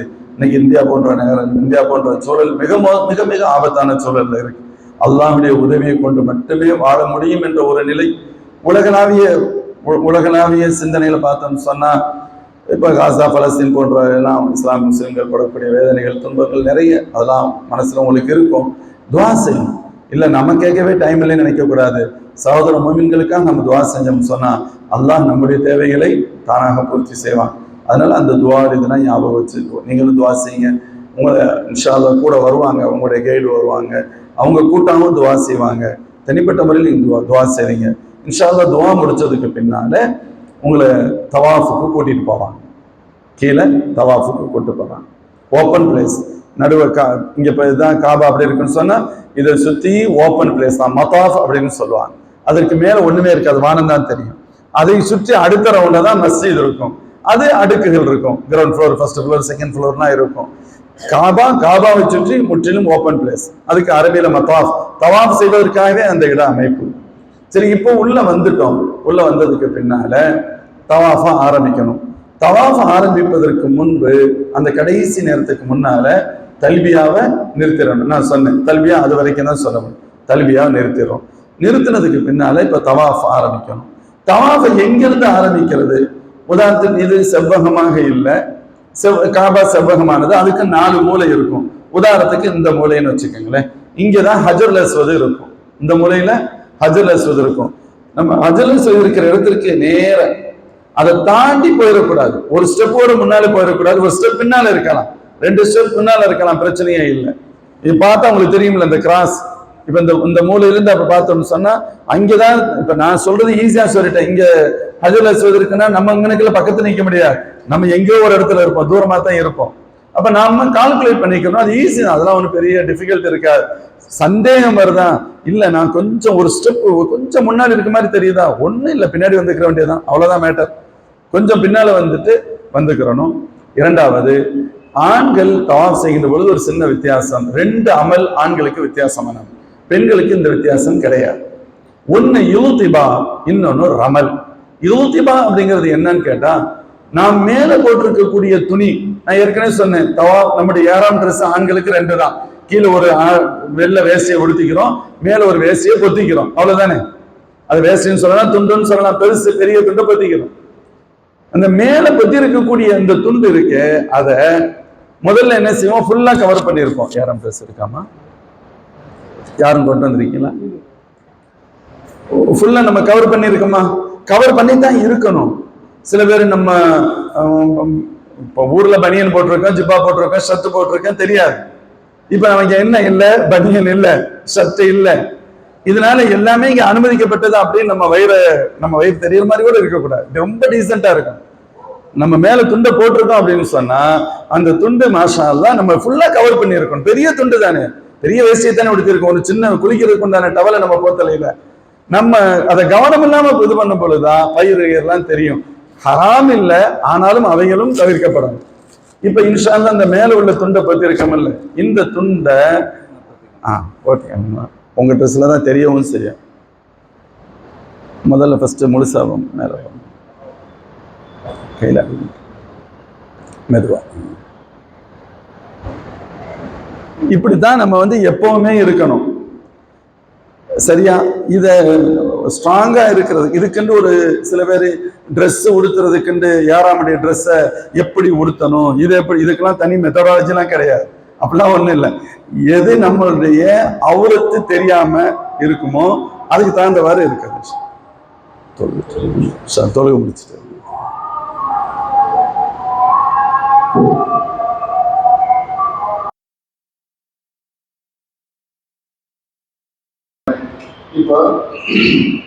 இப்ப ட்ரெஸ் உடுத்திருக்கிறதுனால இதை ஒன்றும் மடக்க கொள்ள முடியாது. ஆண்களுக்காக சொல்றோம், இதை ட்ரெஸ் இல்லைன்னா நம்ம உடம்பு மட்டும்தான் இருக்கும். அந்த சொல்லுறதுக்கு ஈஸியா சொல்லிக்கணும்னு சொன்னா விலை தனியா ஒரு பாட்டு போகவே செய்யாது. இந்த இன்னொரு பாட்டை மட்டும் நம்ம என்ன செஞ்சுட்டா போதும், கவனமா இந்த பகுதியை தூக்கி இங்க லைட்டா சொல்லிக்கணும்னு சொன்னா வலப்பட்டு உள்ளதை மேல போட்டிருப்போம், ஒரு கட்டுப்பாட்டு விலையே இருக்கும். இப்ப நம்ம இந்த நேரத்துல சொல்ல வந்தது, தவாப் செய்யும் பொழுது ஆண்களுக்கு 2 அமல் வித்தியாசமான அமல் அப்படின்னு சொன்னாங்க. ஒண்ணு யூதிபா. இப்போ முழுசா போட்டுருந்தாங்கல்ல சார், இப்படிதான் நம்ம எப்பவுமே போட்டிருக்கணும். தொழும் பொழுதுதான் இப்படித்தான் போட்டிருக்கணும். தவாப் ஆரம்பிக்கும் பொழுது மட்டும் உம்ராவுடைய தவாப், மற்ற தவாப் சாதாரண ட்ரெஸ் இருக்கு, உம்ராவுடைய தவாப் ஆரம்பிக்கும் பாருங்க,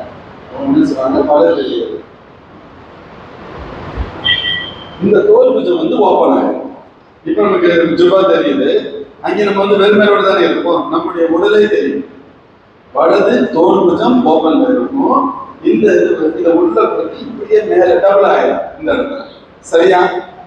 ஆண்களுக்கு ஒரு விஷயம் இது ஒன்றும் அப்படியே மக்கள் பண்ணி மனப்பாடம் பண்ணி அப்ளை பண்ணணுங்கிறது இல்லை, அங்கேயும் கூட இருப்பாங்க, சொல்லிக் கொடுப்பாங்க. இருந்தாலும் ஃபர்ஸ்ட் தடவை இங்க போய் கேட்டு அதிர்ச்சி ஆகிறத விட ஒண்ணு இல்லை, இப்படிதான் அப்படின்னு தெரிஞ்சுக்கணும், அவ்வளோ. இது ஒண்ணு. இன்னொரு வித்தியாசமான அமல் என்ன அப்படின்னா, இப்ப இங்கதான் தவாஃப் ஆரம்பிக்கிறோம், இது நீளமா இருக்கு, செவ்வகம்னு வச்சுக்கோங்களேன், காபாவில் தானே இருக்கும், இந்த அமைப்புல செவ்வகமா. இது ஒரு மூலை, ஹஜ்ருல் அஸ்வத் இருக்கிற மூலை. அடுத்த மூலை, 3வது மூலை ஹிஜ்ரே இஸ்மாயில். நெக்ஸ்ட் திரும்ப ஹிஜ்ரே இஸ்மாயில், மீண்டும் இங்க ஹஜ்ருல் அஸ்வத் மூலைக்கு வந்துடும். இந்த 4 மூலை முடிஞ்சு இந்த இடத்துக்கு வந்தா ஒரு சுத்து. கரெக்டா?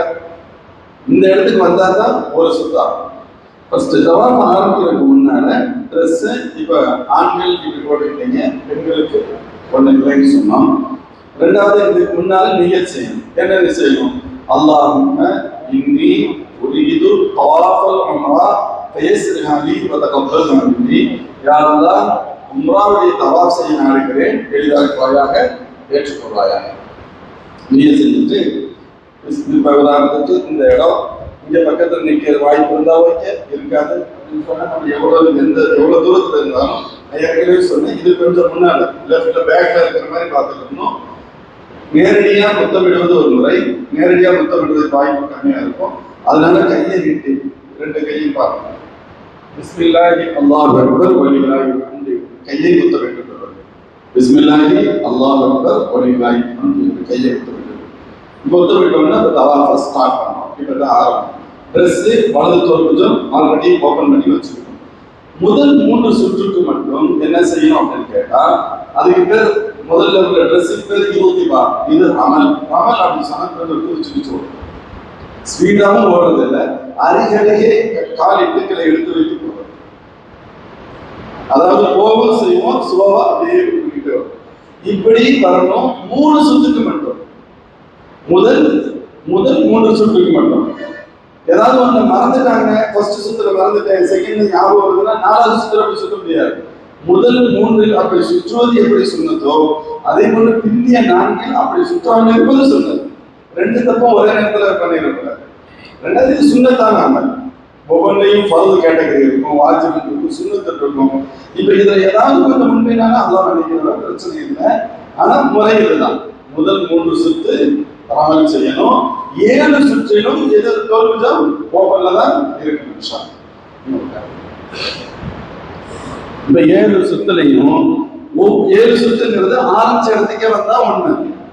வந்த உடனே மீண்டும் 2வது சுற்றை தொடங்குவதற்கு முன்பு அதே போல பிஸ்மில்லாஹி அல்லாஹு அக்பர் வலில்லாஹி ஹம்து என்று சொல்லிக் கொள்வது.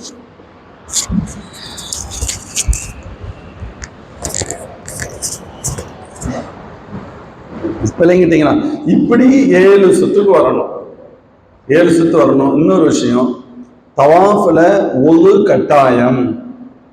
தவாஃப்ல ஒது கட்டாயம். ஒதுவோடு இருக்கணும். ஒது முறிஞ்சிடாம பார்த்துக்கணும். நம்ம புறப்படும் பொழுதே கடைசி டயத்துல நம்ம சுய தேவைகளை பூர்த்தி செஞ்சுட்டு ஒது செஞ்சுட்டு போகணும். அங்கே போயிட்டு திரும்ப நான் எனக்கு பாத்ரூம் வர மாதிரி இருக்கு அப்படி இப்படி வந்துச்சுன்னு சொன்னா சில நிர்பந்தங்கள், உடம்பு சரியில்லாமல் இருப்பாங்க, அது பேச்சே வேற. ஆனா அதனால நமக்கு தான் அதுல இன்கன்வீனியன்ஸ் இருக்கும். அங்கிருந்து திருப்பி நம்ம வெளியே வந்துட்டு உள்ள போறதுக்கு இடையில ஒரு வழி ஆயிடுவோம். அதனால முடிஞ்ச அளவுக்கு எவ்வளவு முடியுமோ லாஸ்டா நம்ம தேவைகளை பூர்த்தி செஞ்சுட்டு ஒது செஞ்சுட்டு போறது. முடிஞ்ச அளவுக்கு அமல் முடிச்சதுக்கு பின்னால வரைக்கும் எப்படியும் ஒரு 3 மணி நேரத்துக்கு தாங்குற மாதிரி ஒரு மனநிலையில தயாராகத்தான் இருக்கணும் இன்ஷா அல்லாஹ். அது நமக்கு சேஃபுங்கிறதுக்காக சொல்ல வர. நம்ம ஈஸியா சொல்ல, நம்ம பள்ளியாசல இருந்தா உள்ள இருந்தோம், டக்குன்னு வெளியே வந்தோமா ஒளிச்சமா போனோமா நினைக்கலாம். அப்படி முடியாது. நீங்க போயிட்டு வர்றதுக்கு 1/2 மணி நேரம் 3/4 மணி நேரம் ஆகும். அதுக்கெல்லாம் நம்முடைய குரூப் இதாகும், நிறைய சிரமங்கள் இருக்கும். முடிந்த அளவிற்கு எவ்வளவு தவிர்க்க முடியுமோ கேர்ஃபுல்லா இருந்துக்கணும். ஆனாலும் ஒது இல்லாம தான் செய்ய முடியாது. அது நோ காம்ப்ரமைஸ். இல்ல ஒது போயிருச்சு, நான் போயிட்டு வந்தா 1/2 மணி நேரம் ஆயிரும் அப்படிலாம் சொல்ல முடியாது. 6 மணி நேரம் ஆனாலும் நம்ம ஒது செஞ்சுட்டு தான் வர வேண்டிய நிர்பந்தம் உண்டு. ஓகே, இப்ப 7 ரவுண்டு முடிஞ்சிருச்சுன்னு வச்சுக்க. பிஸ்மில்லாஹி அல்லாஹ் அக்பர்னு காபா முத்தமிட்டுட்டு என்ன செய்யணும், 2 ரக்காத்து தவாஃபுடைய தொழுகை தொழுகணும். 2 ரக்காத் வாஜிபு தவாஃப்னு சொல்லலாம். தவாஃபுடைய வாஜிபான தொழுகை. எப்பொழுது தவாஃப் முடித்தாலும் அந்த 2 ரக்காத் தொழுகணும். அப்ப அது தவாஃபுடைய கண்டினியூஷன் மாதிரி முழுமைத்துவம் பெறும். 2 ரக்காத் தொழுது விட்டு சுருக்கமா சொல்றேன், துவா செய்றீங்க அல்லா இடத்துல. அங்கு முழுக்க முழுக்க துவா ஒப்புக்கொள்ளப்படுகின்ற இடம். எல்லா நிலைகளும் துவா ஒப்புக்கொள்ளப்படுகின்ற இடம். அதனால கொஞ்சம் துவாவுடைய விஷயத்துல கவனமும் செலுத்தணும். எவ்வளவு முடியுமோ அவ்வளவு கஷ்டப்பட்டு போறோம், எவ்வளவு காசு செலவு பண்ணிட்டு போறோம், எவ்வளவு நேரத்தை தியாகம் பண்ணிட்டு போறோம். அதனால எந்த அளவுக்கு முடியுமோ அதுக்காக நம்ம 24 hours அங்கேயே கிடங்குன்னு சொல்ல வரல. நம்ம ரெஸ்ட் எடுக்கணும், சாப்பிடணும், நம்முடைய தேவைகளுக்கு போகலாம். இருந்தாலும் முடிந்த அளவிற்கு இபாதத்துகள்ல துவாவுல கவனம் செலுத்துறது நல்லது. இப்ப தவாஃப் செய்யற நேரத்திலும் கூட ஒவ்வொன்றுக்கும் பிரத்யேகமான துவாக்கள் உண்டா அப்படின்னு கேட்டா சில துவாக்கள் உண்டு, ஓதுவது சிறந்தது. ஆனா இதைத்தான் ஓதணுங்கிற கட்டாயம் அல்ல. பொதுவா உங்களுக்கு தெரியும், அல்லாஹ் ஃபர்துங்கிறது அவ்வளவு சீக்கிரத்துல அல்லாஹ் ஃபர்தாக்க மாட்டான். எல்லாரும் எளிதில் என்ன செய்ய முடியுமோ அதைத்தான் ஃபர்துன்னு இருக்கும். இல்லைன்னா சோ மச் டிஃபிகல்ட் ஆயிரும், கஷ்டமாயிரும். இல்ல இப்ப நம்ம ரவுண்ட்ஸ்ல வர்றோம் அப்படின்னு சொன்னா குறிப்பிட்ட சில துவாக்கள் செய்வது பெட்டர். உங்களுக்கு புத்தகம் இருந்தால் இது பண்ணிக்கலாம். இல்லையானாலும் எந்த துவா வேண்டுமானாலும் செய்ய முடியும். என்ன துவா வேண்டுமானாலும் ஓதிக்கலாம். இம்மை மறுமையுடைய துவாக்கள் நீங்க அல்லாஹ் இடத்துல சொர்க்கத்தை பத்தி கேட்கறது, நரகத்திலிருந்து பாதுகாப்பு கேட்கறது, பாவமன்னிப்பு தேடுறது எல்லாம், அல்லது உங்களுக்கு அரபியுடைய துவாக்கள், குர்ஆன்ல வரக்கூடிய துவாக்கள், ரப்பனா ஆத்தினா ஃபித் துன்யா ஹஸனா வ ஃபில் ஆখিরাতি ஹஸனா வ கினா அஸாபன்னார், ரப்பனா லா துஸிக் குலூபனா பஅத இத் ஹதைதனா, என்ன தெரியும் அந்த துவாக்களை. சில பேருக்கு அதிகமாக தெரியலாம், கம்மியாக தெரியலாம், ஓதிக்கலாம். அரபியில தான் இல்லை, எனக்கு அரபி தெரியாது, பிரச்சனை இல்லை, நீங்க அல்லாஹ் இடத்துல கேட்டுக்கிட்டே வாங்க. அல்லது குறைந்தபட்சம் அல்லது தஸ்பீஹத்து ஓதலாம், குர்ஆன் ஷரீஃப் ஓதுறவங்க குர்ஆன் ஷரீஃப் ஓதலாம், அல்லது சுப்ஹானல்லாஹ் சுப்ஹானல்லாஹ்ன்ற 1000 தடவை மாடு சொல்லிட்டே வரலாம், அல்ஹம்துலில்லாஹ் சொன்னா தஸ்பீஹத் சொல்லலாம். ஓதுவதில் பெட்டர் வந்து 3ஆம் கலிமா ஓதிக்கொள்வது சிறந்தது. எது எல்லாத்துக்கும் தெரியும், அதுல எல்லா வார்த்தையும் வந்துடும். சுப்ஹானல்லாஹி வல்ஹம்துலில்லாஹி வலா இலாஹ இல்லல்லாஹு வல்லாஹு அக்பர் வலா ஹவ்ல வலா குவத்த இல்லா பில்லாஹில் அலியில் அதீம். இந்த கலிமா ஓதிக்கிட்டே வர்றது. இதுல ஃபர்ஸ்ட் மூலை, 2வது மூலை, 3வது மூலைன்னு திரும்ப 4வது மூலை வர்றது வரைக்கும், அந்த லாஸ்ட் மீண்டும் ஹஜ்ருல் அஸ்வதுக்கும் அதுக்கு முந்தின இந்த சைடுல இருக்கக்கூடிய மூலை, இங்க இருந்து ஹஜ்ருல் அஸ்வத் வர்றது வரைக்கும் ரப்பனா ஆத்தினா ஃபித் துன்யா ஹஸனா வ ஃபில் ஆখিরাতি ஹஸனா வ கினா அஸாபன்னார் என்ற துஆவை ஓதிக்கொள்வது மிகச் சிறந்தது. எக்ஸ்ட்ரா வாதுஹில்னல் ஜன்னத மஅல் அப்ரார் யா அஸீஸ் யா கஃபார் யா ரப்பல் ஆலமீன், சின்ன வார்த்தைகள் தான். 4 தடவை சொன்னா நமக்கு மனப்பாடம் ஆயிரும். முடிஞ்ச அளவுக்கு மனப்பாடம் பண்ண ட்ரை பண்றது, அல்லது அங்கே ஓதுவாங்க சத்தமிட்டு சொல்றதை நம்ம காதுல கேட்டு திரும்ப சொல்றதுலேயே இன்ஷா அல்லாஹ் பையாட் ஆயிரும். எந்த இடத்துல இருந்து 4வது மூலையிலிருந்து இங்க இருந்து ஹஜ்ருல் அஸ்வத் எண்டுக்கு வர்றது வரைக்கும் இவைகள் அனைத்தும் சிறந்தவை என்ற பட்டியலில் வரும், கட்டாயமானவை என்ற பட்டியலில் அல்ல. சரி, இப்ப தவாஃப் முடிஞ்சிருச்சு, அல்ஹம்துலில்லாஹ் 2 ரக்காத் தொழுதுட்டோம், இஹ்ராம் முடிஞ்சு, தவாஃப் அல்ஹம்துலில்லாஹ் முடிஞ்சிருச்சு. இப்ப ஜம்சம் தண்ணி சாப்பிட்டுட்டு போற வழியில சாயிக்கு போகணும். சாயி செய்யறதுக்கு, சாயிங்கிறது எது? காபாவுக்கு பக்கத்துல சஃபா என்ற ஒரு மலை குன்றும் மருவா என்ற இன்னொரு மலை குன்றும் உண்டு. ஒரு நேரத்துல அதெல்லாம் மஸ்ஜித்ல இருந்து கொஞ்சம் வெளியில இருந்துச்சு. ஏமா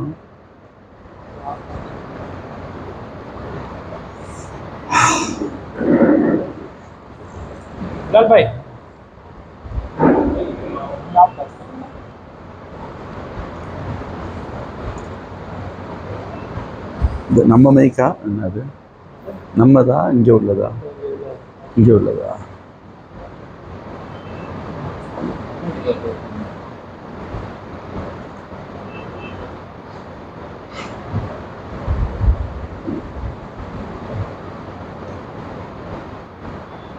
ஆன்லதான் இருக்குது.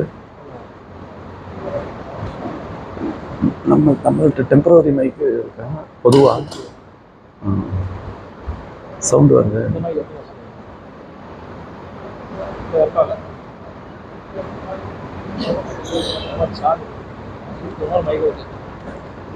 சான்ஸ் இப்பத்தானே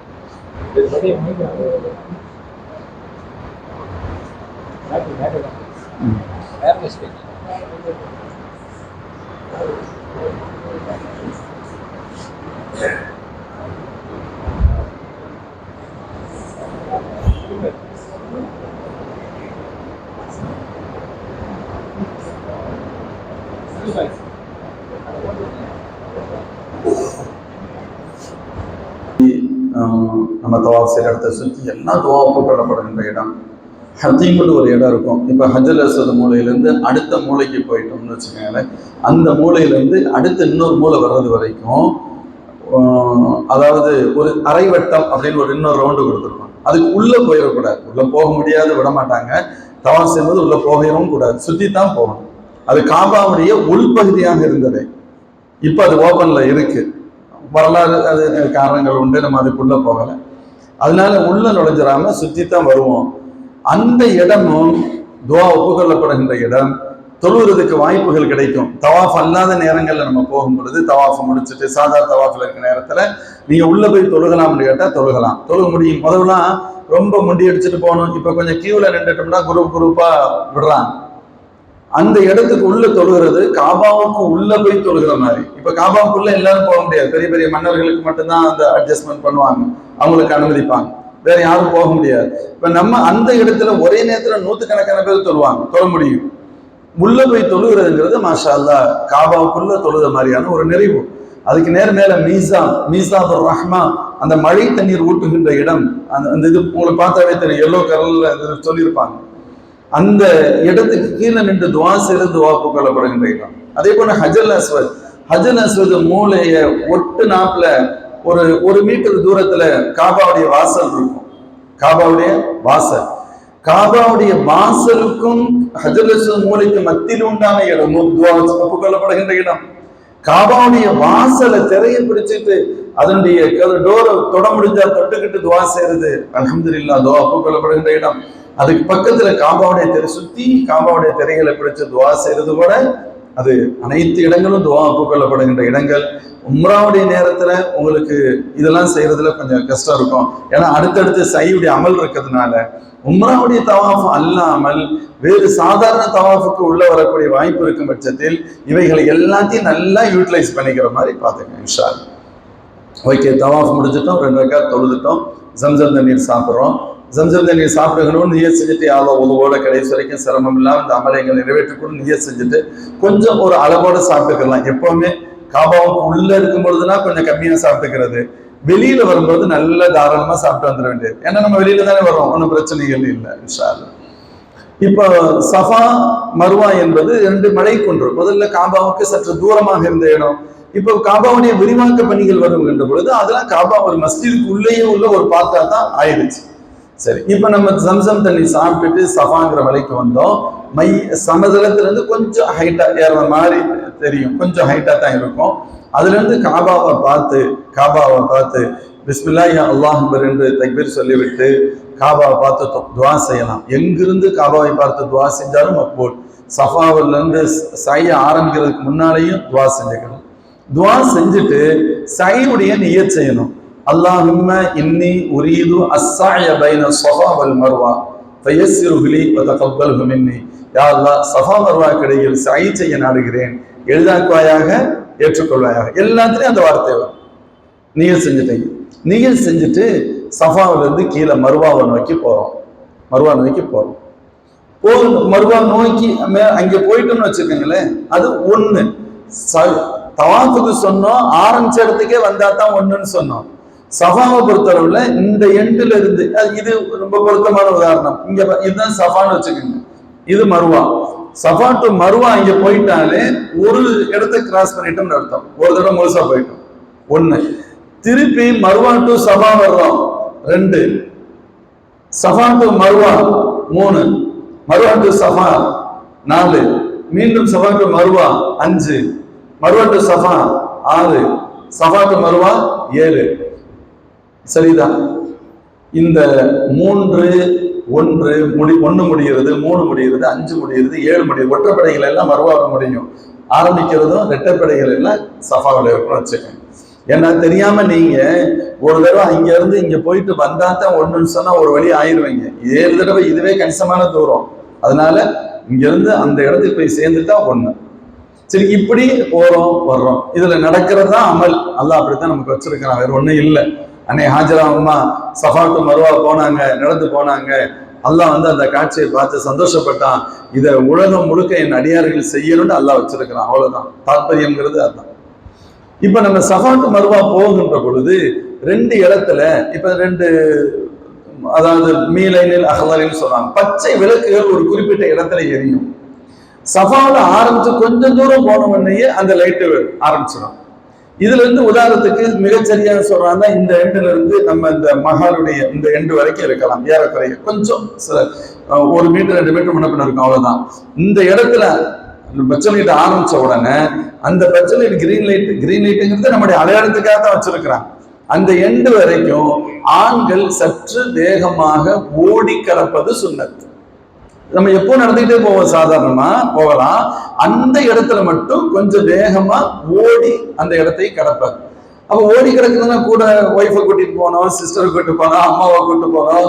இப்ப அவங்க எல்லாம் நடந்து வருவாங்க, அவங்கள விட்டுட்டு நம்ம வீட்டுக்கு போயிட்டோம்னா அங்க போய் கொஞ்சம் வெயிட் பண்ணி அவங்கள பிக்கப் பண்ணிக்கிறது. இங்க இருந்து ஸ்பீடா போயிடுறது, கொஞ்சம் ஓடுனா திடீர்னு ஓவர் ஸ்பீட் அப்படிங்கிற அர்த்தம் இல்ல, நடையை தாண்டி சற்று ஓடி அந்த இடத்தை கடப்பது. அங்கு வெயிட் பண்ணலாம், வரக்கூடிய நம்ம கூட யார் வர்றாங்களோ அவங்கள அழைச்சிட்டு போயிடலாம் இன்ஷா. அதே போன்று திருப்பி வருகின்ற பொழுதும் அந்த லைட்டை கிராஸ் பண்ணி தான் வரணும். ஒரே ரூட்டு தான். நம்ம போறதுக்கு வர்றதுக்கு வசதியா இருக்கணுங்கிறதுக்காக போறதுக்கு ஒரு வழி வர்றதுக்கு ஒரு வழின்னு பிரிச்சு வச்சிருக்காங்களே தவிர, டிராபிக் இல்லைன்னா போன ரூட்லயே மக்கள் திரும்பி வருவாங்க, அவ்வளவுதான் விஷயம். திருப்பி வருகின்ற பொழுதும் அந்த பச்சை விளக்குகளுக்கு மத்தியில கொஞ்சம் வேகமாக ஓடி வரும். இந்த இப்ப வந்துட்டோம்னு வச்சுக்கோங்களேன், மர்வாவுக்கு 7வது தடவை வந்துட்டீங்க, அல்ஹம்துலில்லாஹ். எது முடிஞ்சிருச்சு? சாயும் முடிஞ்சிருச்சு. இங்கும் ஒவ்வொரு இன்ச்சு பை இன்ச்சு துவா ஒப்புக்கொள்ளப்படுகின்ற இடம். நம்ம என்ன துவா விரும்புகிறோமோ அந்த துவாவை செய்யலாம். என்ன தஸ்பீஹாத் ஓதுறோம், என்ன திக்ர் செய்யறோம், அல்லாஹ் அக்பர் அல்லாஹ் அக்பர் அல்ஹம்துலில்லாஹ் சுப்ஹான், என்ன தெரியும் ஓதிட்டு வரலாம். எதுவும் தெரியல 4ஆம் கலிமா ஓதிக்கணும்னு சொன்னோம். 4ஆம் கலிமா இதுல தவாஃபுல 3ஆம் கலிமாவும் சைல 4ஆம் கலிமா ஓதிக்கொள்வது சிறந்தது. ஏதாவது சும்மா வரக்கூடாதுங்கிறதுக்காக. இப்போ அல்ஹம்துலில்லாஹ் ஓதணும், துவா செய்யறோம், பேசக்கூடாதுங்கிறது அல்ல. யாராவது ஒருத்தர் தண்ணி கேட்குறாங்க, பிடிச்சு கொடுக்கலாம், தண்ணி குடிக்கலாம், ஏதோ ஒரு விஷயத்த சொல்றாங்க கேட்கலாம், அதெல்லாம் பிரச்சனை இல்லை. ஆனா பேசிக்கிட்டே இருக்கிறதுங்கிறது நம்ம தான் மற்ற நேரத்துல செஞ்சுக்கிட்டு தானே இருக்கிறோம், அங்கேயும் அதை தான் செய்யணுங்கிறது அல்ல. அப்படி செய்ய வேணாம். அந்த நேரத்துல திக்ர் தஸ்பீஹாத்திலையும் துஆவிலையும் ஈடுபடுவது சிறந்த முறை. அல்ஹம்துலில்லாஹ். இப்போ மர்வாவில் வந்து முடிச்சுட்டோம், மர்வா முடிச்சாச்சு. சஹீஹ் அல்ஹம்துலில்லாஹ். கிட்டத்தட்ட 95% அமல்கள் முடிஞ்சிருச்சு. சில பேர் மர்வாவில் முடிச்சவனையும் உம்ராவே முடிச்சிருச்சு நினைப்பாங்க. இல்ல, எது வரைக்கும் உம்ரா முடியாது? தலைமுடியை இறக்கிற வரைக்கும் உம்ரா முடியாது. 3 நாள் ஆனாலும் உம்ராவில தான் இருக்கிறோம்னு அர்த்தம். என்ன சொன்னா அசால்ட்டா இருந்துடக்கூடாது. இன்னும் ஒண்ணுதானே தான் உங்களுக்கு என்ன வரும்னு கேட்டா, கஷ்டமான அமல்களை செஞ்சுட்டோம். இல்ல, கஷ்டமான அமல்லாம் செஞ்சுட்டோம், அல்ஹம்துலில்லாஹ், அதுல பிரச்சனை இல்லை. அதுக்காக உம்ரா முடிஞ்சிருச்சுன்னு சொல்ல முடியுமா? உம்ரா முடியாது. ஆண்கள் தலைமுடியை இறக்கிக் கொள்வது, மொட்டையடித்துக் கொள்வது சிறந்தது. மொட்டை அடிக்காம முடிய குறைச்சுக்கலாம். ஹனஃபி மதத்தின் அடிப்படையில மொத்தம் அவர்கிட்ட எவ்வளவு முடி இருக்கோ அதுல 1/4, 4ல் 1 பங்கு, இப்படி 2, 3வது உம்ரா செஞ்சோம்னு சொன்னா மொத்த முடியும் போயிடும். அதனால தலைமுடியை வழித்துக் கொள்வதுதான் சிறந்த முறை, பிரச்சனை இல்லாதது. வலிச்சுட்டோம்னு சொன்னா அதுக்கடுத்து உம்ரா செய்யும் பொழுது இந்த முடி உதிரும் வைக்குங்கிற பிரச்சனையும் இல்லாம போயிடும் வர்றது வரைக்கும். பெண்களை பொறுத்தவரை தங்களுடைய முடிய கீழே இந்த ஒரு விரல்ல லைட்டா சுத்திட்டு அதுல என்ன இருக்கோ அதை கட் பண்ணியாச்சுன்னு சொன்னா அவங்களுடைய உம்ரா அல்ஹம்துலில்லாஹ் முடிஞ்சிருச்சு, நிறைவேறு. இப்ப நம்ம இங்க இருந்து நம்ம சொன்னோம்ல உம்ரா போறோம்னு உம்ராவுடைய அமல் அல்ஹம்துலில்லாஹ் அல்ஹம்துலில்லாஹ் நிறைவேறிடுச்சு.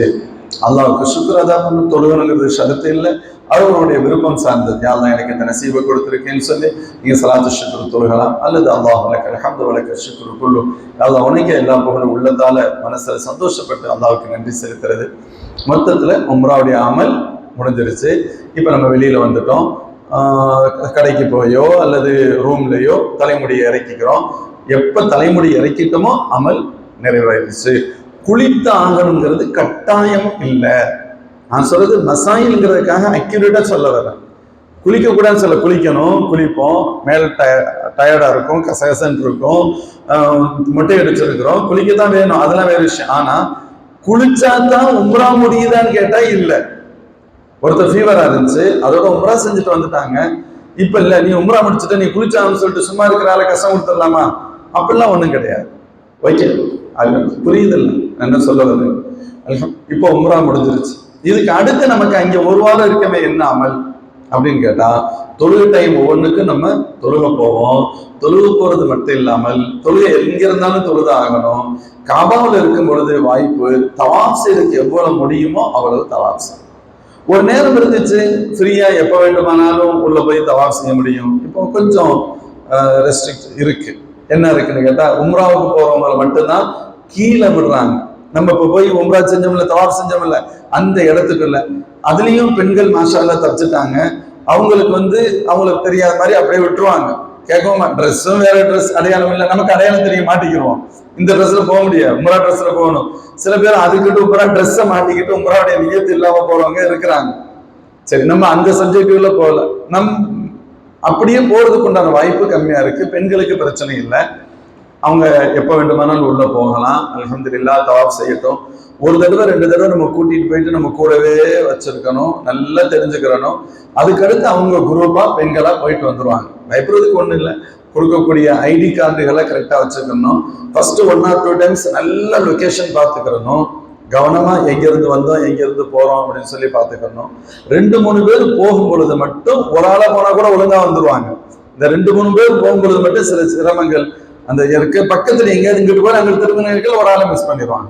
கடைசியில இவங்களுக்கு ரூட்டு தெரியும், அவங்க கண்டுபிடிக்கிறதுக்குள்ள போதும்னு ஆயிரும். கடைசியில கண்டுபிடிக்க முடியாம திணறி போய் ரூமுக்கு வந்து அவங்க ரூம்ல கூட உட்காந்துருப்பாங்க. எல்லாமே நடக்கும்.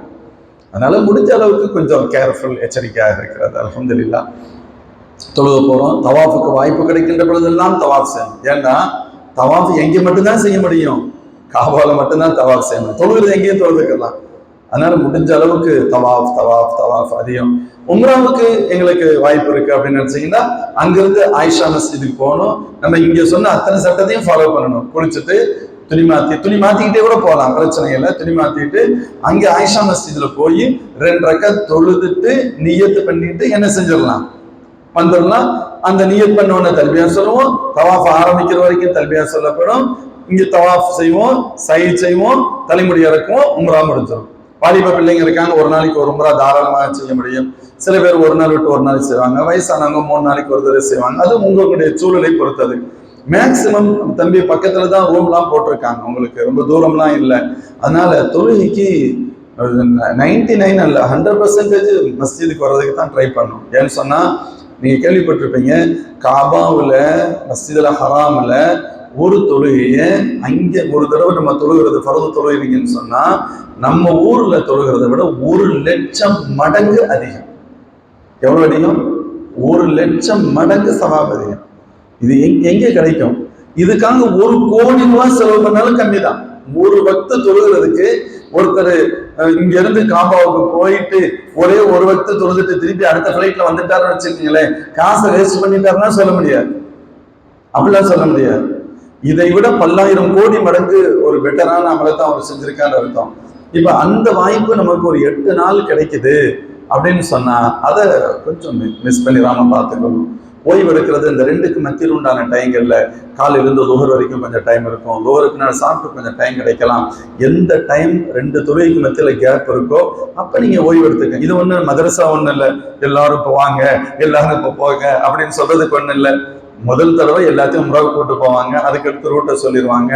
நீங்க நம்மளா சின்ன சின்ன குரூப்பா பெரிய குரூப் சேர்க்க தேவையில்லை, அது கஷ்டம். அதை மேனேஜ் பண்றதே கஷ்டம். அவங்கவுங்க ஃப்ரெண்ட்ஸ் 2 பேர் 3 பேர், ஃபேமிலி 2 பேர் 3 பேர் 4 பேர், சிறு சிறு கூட்டமா. எவ்வளவு கூட்டம் நீங்க கம்மியா இருந்துக்கிறீங்களோ, இது எனக்கு இப்ப இங்க சொல்றது உங்களுக்கு புரியாது, என்னமோ சொல்ற மாதிரி தெரியும். நீங்க பிராக்டிக்கலா இங்க போகும்போது தான் தெரியும். அல்ஹம்துலில்லாஹ். எதுக்கு இதை சொல்ல வர, அமல் செய்யறதுக்கு வசதியாக இருக்கும். அமல் செய்யறதுக்கு வசதியாக இருக்கும். தொழுகிற டயத்துல முடிஞ்ச அளவுக்கு 99% மஸ்ஜிதுக்கு வந்து தொழுகிறதுக்கு இன்ஷா அல்லாஹ் முயற்சி பண்ணணும். அல்ஹம்துலில்லாஹ். ஓகே, இப்போ மக்காவில் இருக்கிற வரைக்கும் இந்த அமல்கள். இதுல இடையில உங்களை இதுக்கு கூட்டிட்டு போவாங்க. மக்காவில் பார்க்கக்கூடிய சில இடங்கள், ஸல்லல்லாஹு அலைஹி வஸல்லம் வஹி வர்றதுக்கு முன்னால அதாவது ஹிராவில் ஸல்லல்லாஹு அலைஹி வஸல்லம் இருந்தாங்க அந்த இடத்துக்கு. ஆனா பெரும்பாலும் அதெல்லாம் கீழே இருந்து காமிப்பாங்க. மொத்தமா குரூப்பா போகும்பொழுது வாலிப பிள்ளைங்க யாராவது விருப்பப்பட்டு நான் மேலே போறேன்னு சொன்னா அவங்களுடைய ஓன் இன்ட்ரெஸ்ட், அவங்க போக முடியும் வர முடியும். ஆனா எல்லாத்தையும் கூட்டிட்டு போவாங்களே நேரம் கூட்டிட்டு போக மாட்டாங்க, போக முடியாது. ஒரு கார்ல பஸ்லயே வச்சு நம்ம ஒரு ரோடு அடிச்சுட்டு வந்துருவாங்க. இதுதான் காரே ஹிரான்னு காமிப்பாங்க. காரே ஒரு ஸல்லல்லாஹு அலைஹி வஸல்லம் ஹிஜ்ரத்துக்கு போகும்பொழுது அபூபக்கர் நாயகத்தோட ஒரு கோயில தங்கியிருந்தாங்கன்னு சொன்னா கீழே இருந்துதான் எல்லாத்தையும் பார்க்க போறோம், மேல இருந்து போறது கஷ்டம். அந்த இடத்த காமிப்பாங்க. ஹாஜிகள் ஹஜ்ஜுக்கு போகும் பொழுது மினாங்கிற இடத்துல அந்த டென்ட்லாம் அடிச்சிருக்கே, இங்கதான் தங்கியிருக்காங்க, அங்க தங்குற இடத்த நம்ம ஹஜ்ஜுக்கு போனா எந்த இடத்துக்கு போக வேண்டியது இருக்குமோ அந்த இடத்த பார்க்கலாம். ஷைத்தான் கல்லர் இடத்த பார்க்கலாம், மினாவை பார்க்கலாம், முஸ்தலிஃபாவை பார்க்கலாம், அரஃபாவை பார்க்கலாம். இந்த இடங்கள் எல்லாம் காண்பிக்கப்படும், அவ்வளவுதான். அங்கே அமல்கள் இல்லை, அங்கே ஹஜ்ஜுடைய டயத்துல மட்டும்தான் அமல்கள். அதுக்கெல்லாம் உங்களுக்கு இன்ஷா அல்லாஹ் கூட வரணும் இங்க வரைக்கும் சொல்லுவாங்க. தாயிஃப் இருக்காம தாயிஃப் இன்ஷா அல்லாஹ். தாயிஃபுக்கு உங்களுக்கு வாய்ப்பு இருந்தாலும் இருக்கும், அங்கே போய் சொல்லுவாங்க. தாயிஃபுக்கு போகணும்னா நம்ம என்ன செய்யணும், கொஞ்சம் சில தியாகங்கள் பண்ணி ஆகணும், சில செலவுகள் ஆகும். அப்படி உங்களுக்கு ஏற்பாடு உங்கள்கிட்ட சொல்லுவாங்க, நம்ம ஓகேன்னு சொன்னா நம்மளை அழைச்சிட்டு போவாங்க. அப்படி போனா தாயிஃப்ங்கிறது எது? ஸல்லல்லாஹு அலைஹி வஸல்லம் மக்காவில இருந்து அந்த மக்களை போய் சந்திச்சு ஈமான சொல்றதுக்காண்டி போனாங்க. அவங்க கேட்கல, கஷ்டம் கொடுத்தாங்க. அப்புறம் திரும்பி ஸல்லல்லாஹு அலைஹி வஸல்லம் மதீனா மக்காவுக்கு வந்துட்டாங்களா சொல்லாம அந்த இடத்துக்கு போயிட்டு வரோம்.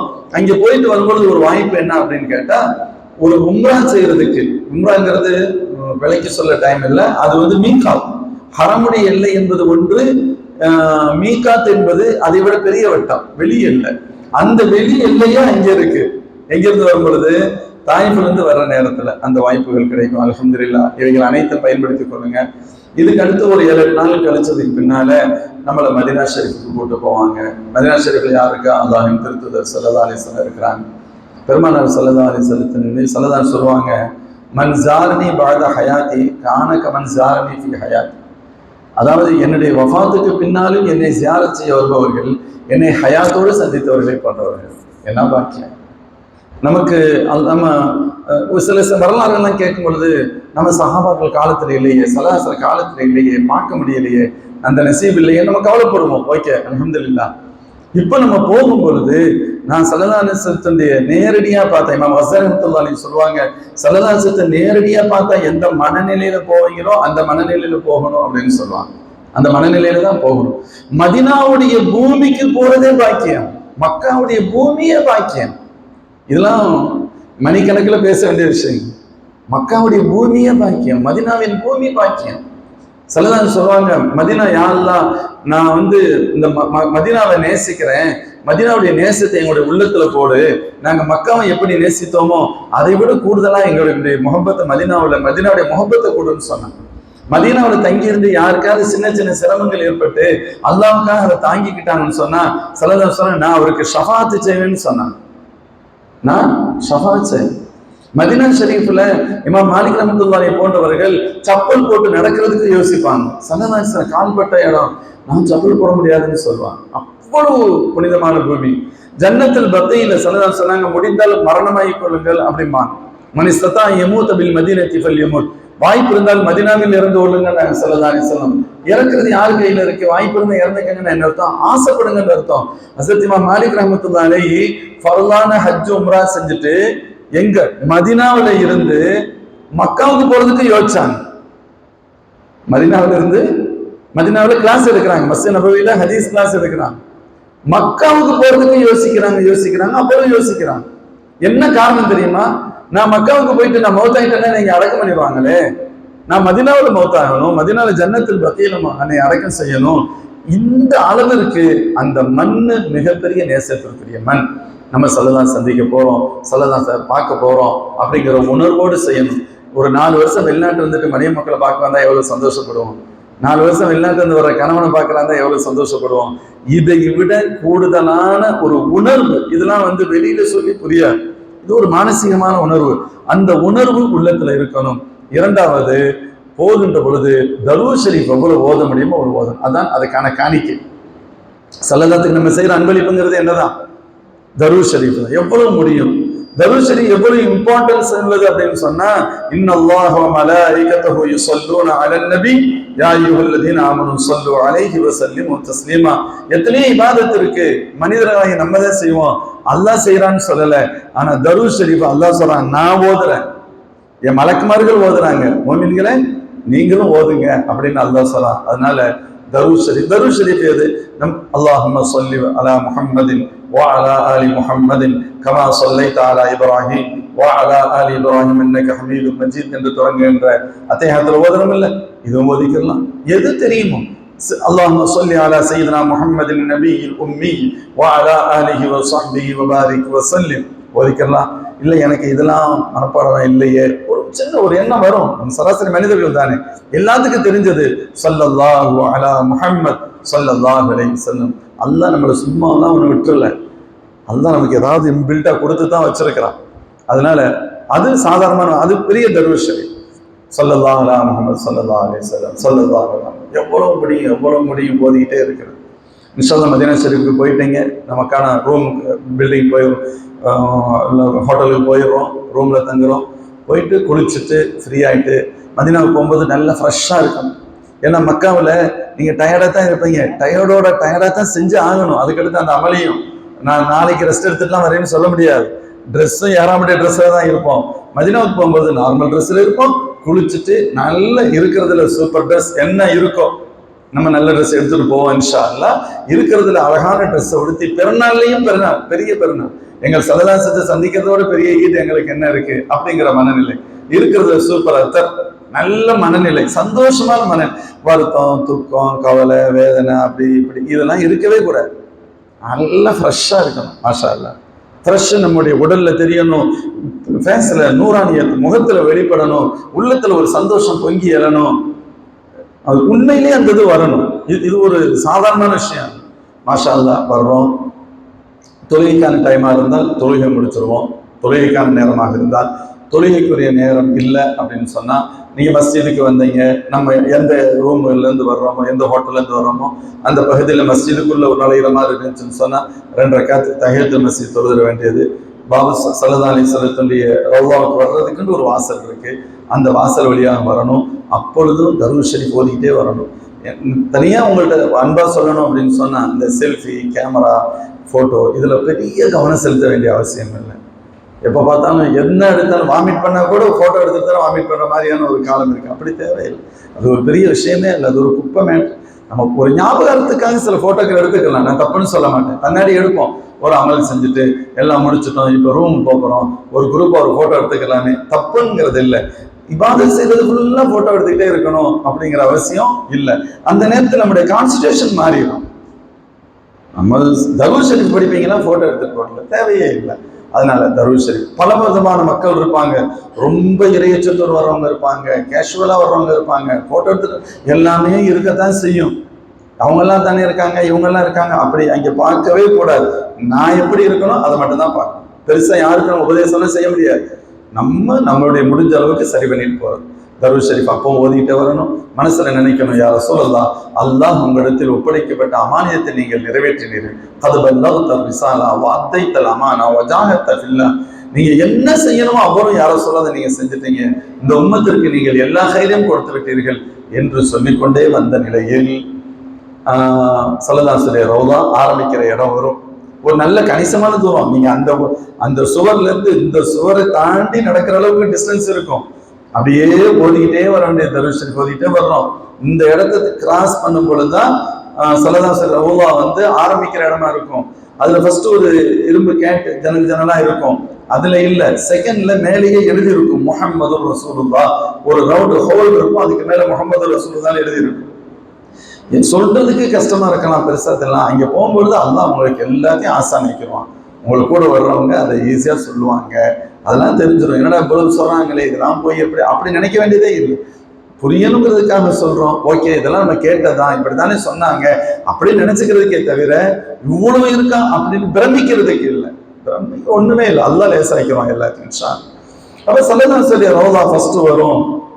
அந்த இடத்துக்கு வரும்போது அஸ்ஸலாத்து வஸ்ஸலாமு அலைக்க யா சய்யிதி யா ரசூலல்லாஹ், அல்லாஹ்வின் திருத்தூதர் ஸல்லல்லாஹு அலைஹி வஸல்லம் அவர்களே, அல்லாஹ்வின் சாந்தியும் சமாதானமும் உங்கள் மீது உண்டாகட்டுமாக அப்படி சொல்லிட்டு மறந்துடாம சொல்லணும். நம்மளை நம்பி நிறைய பேர் சலாம் சொல்லி விட்டுருக்காங்க.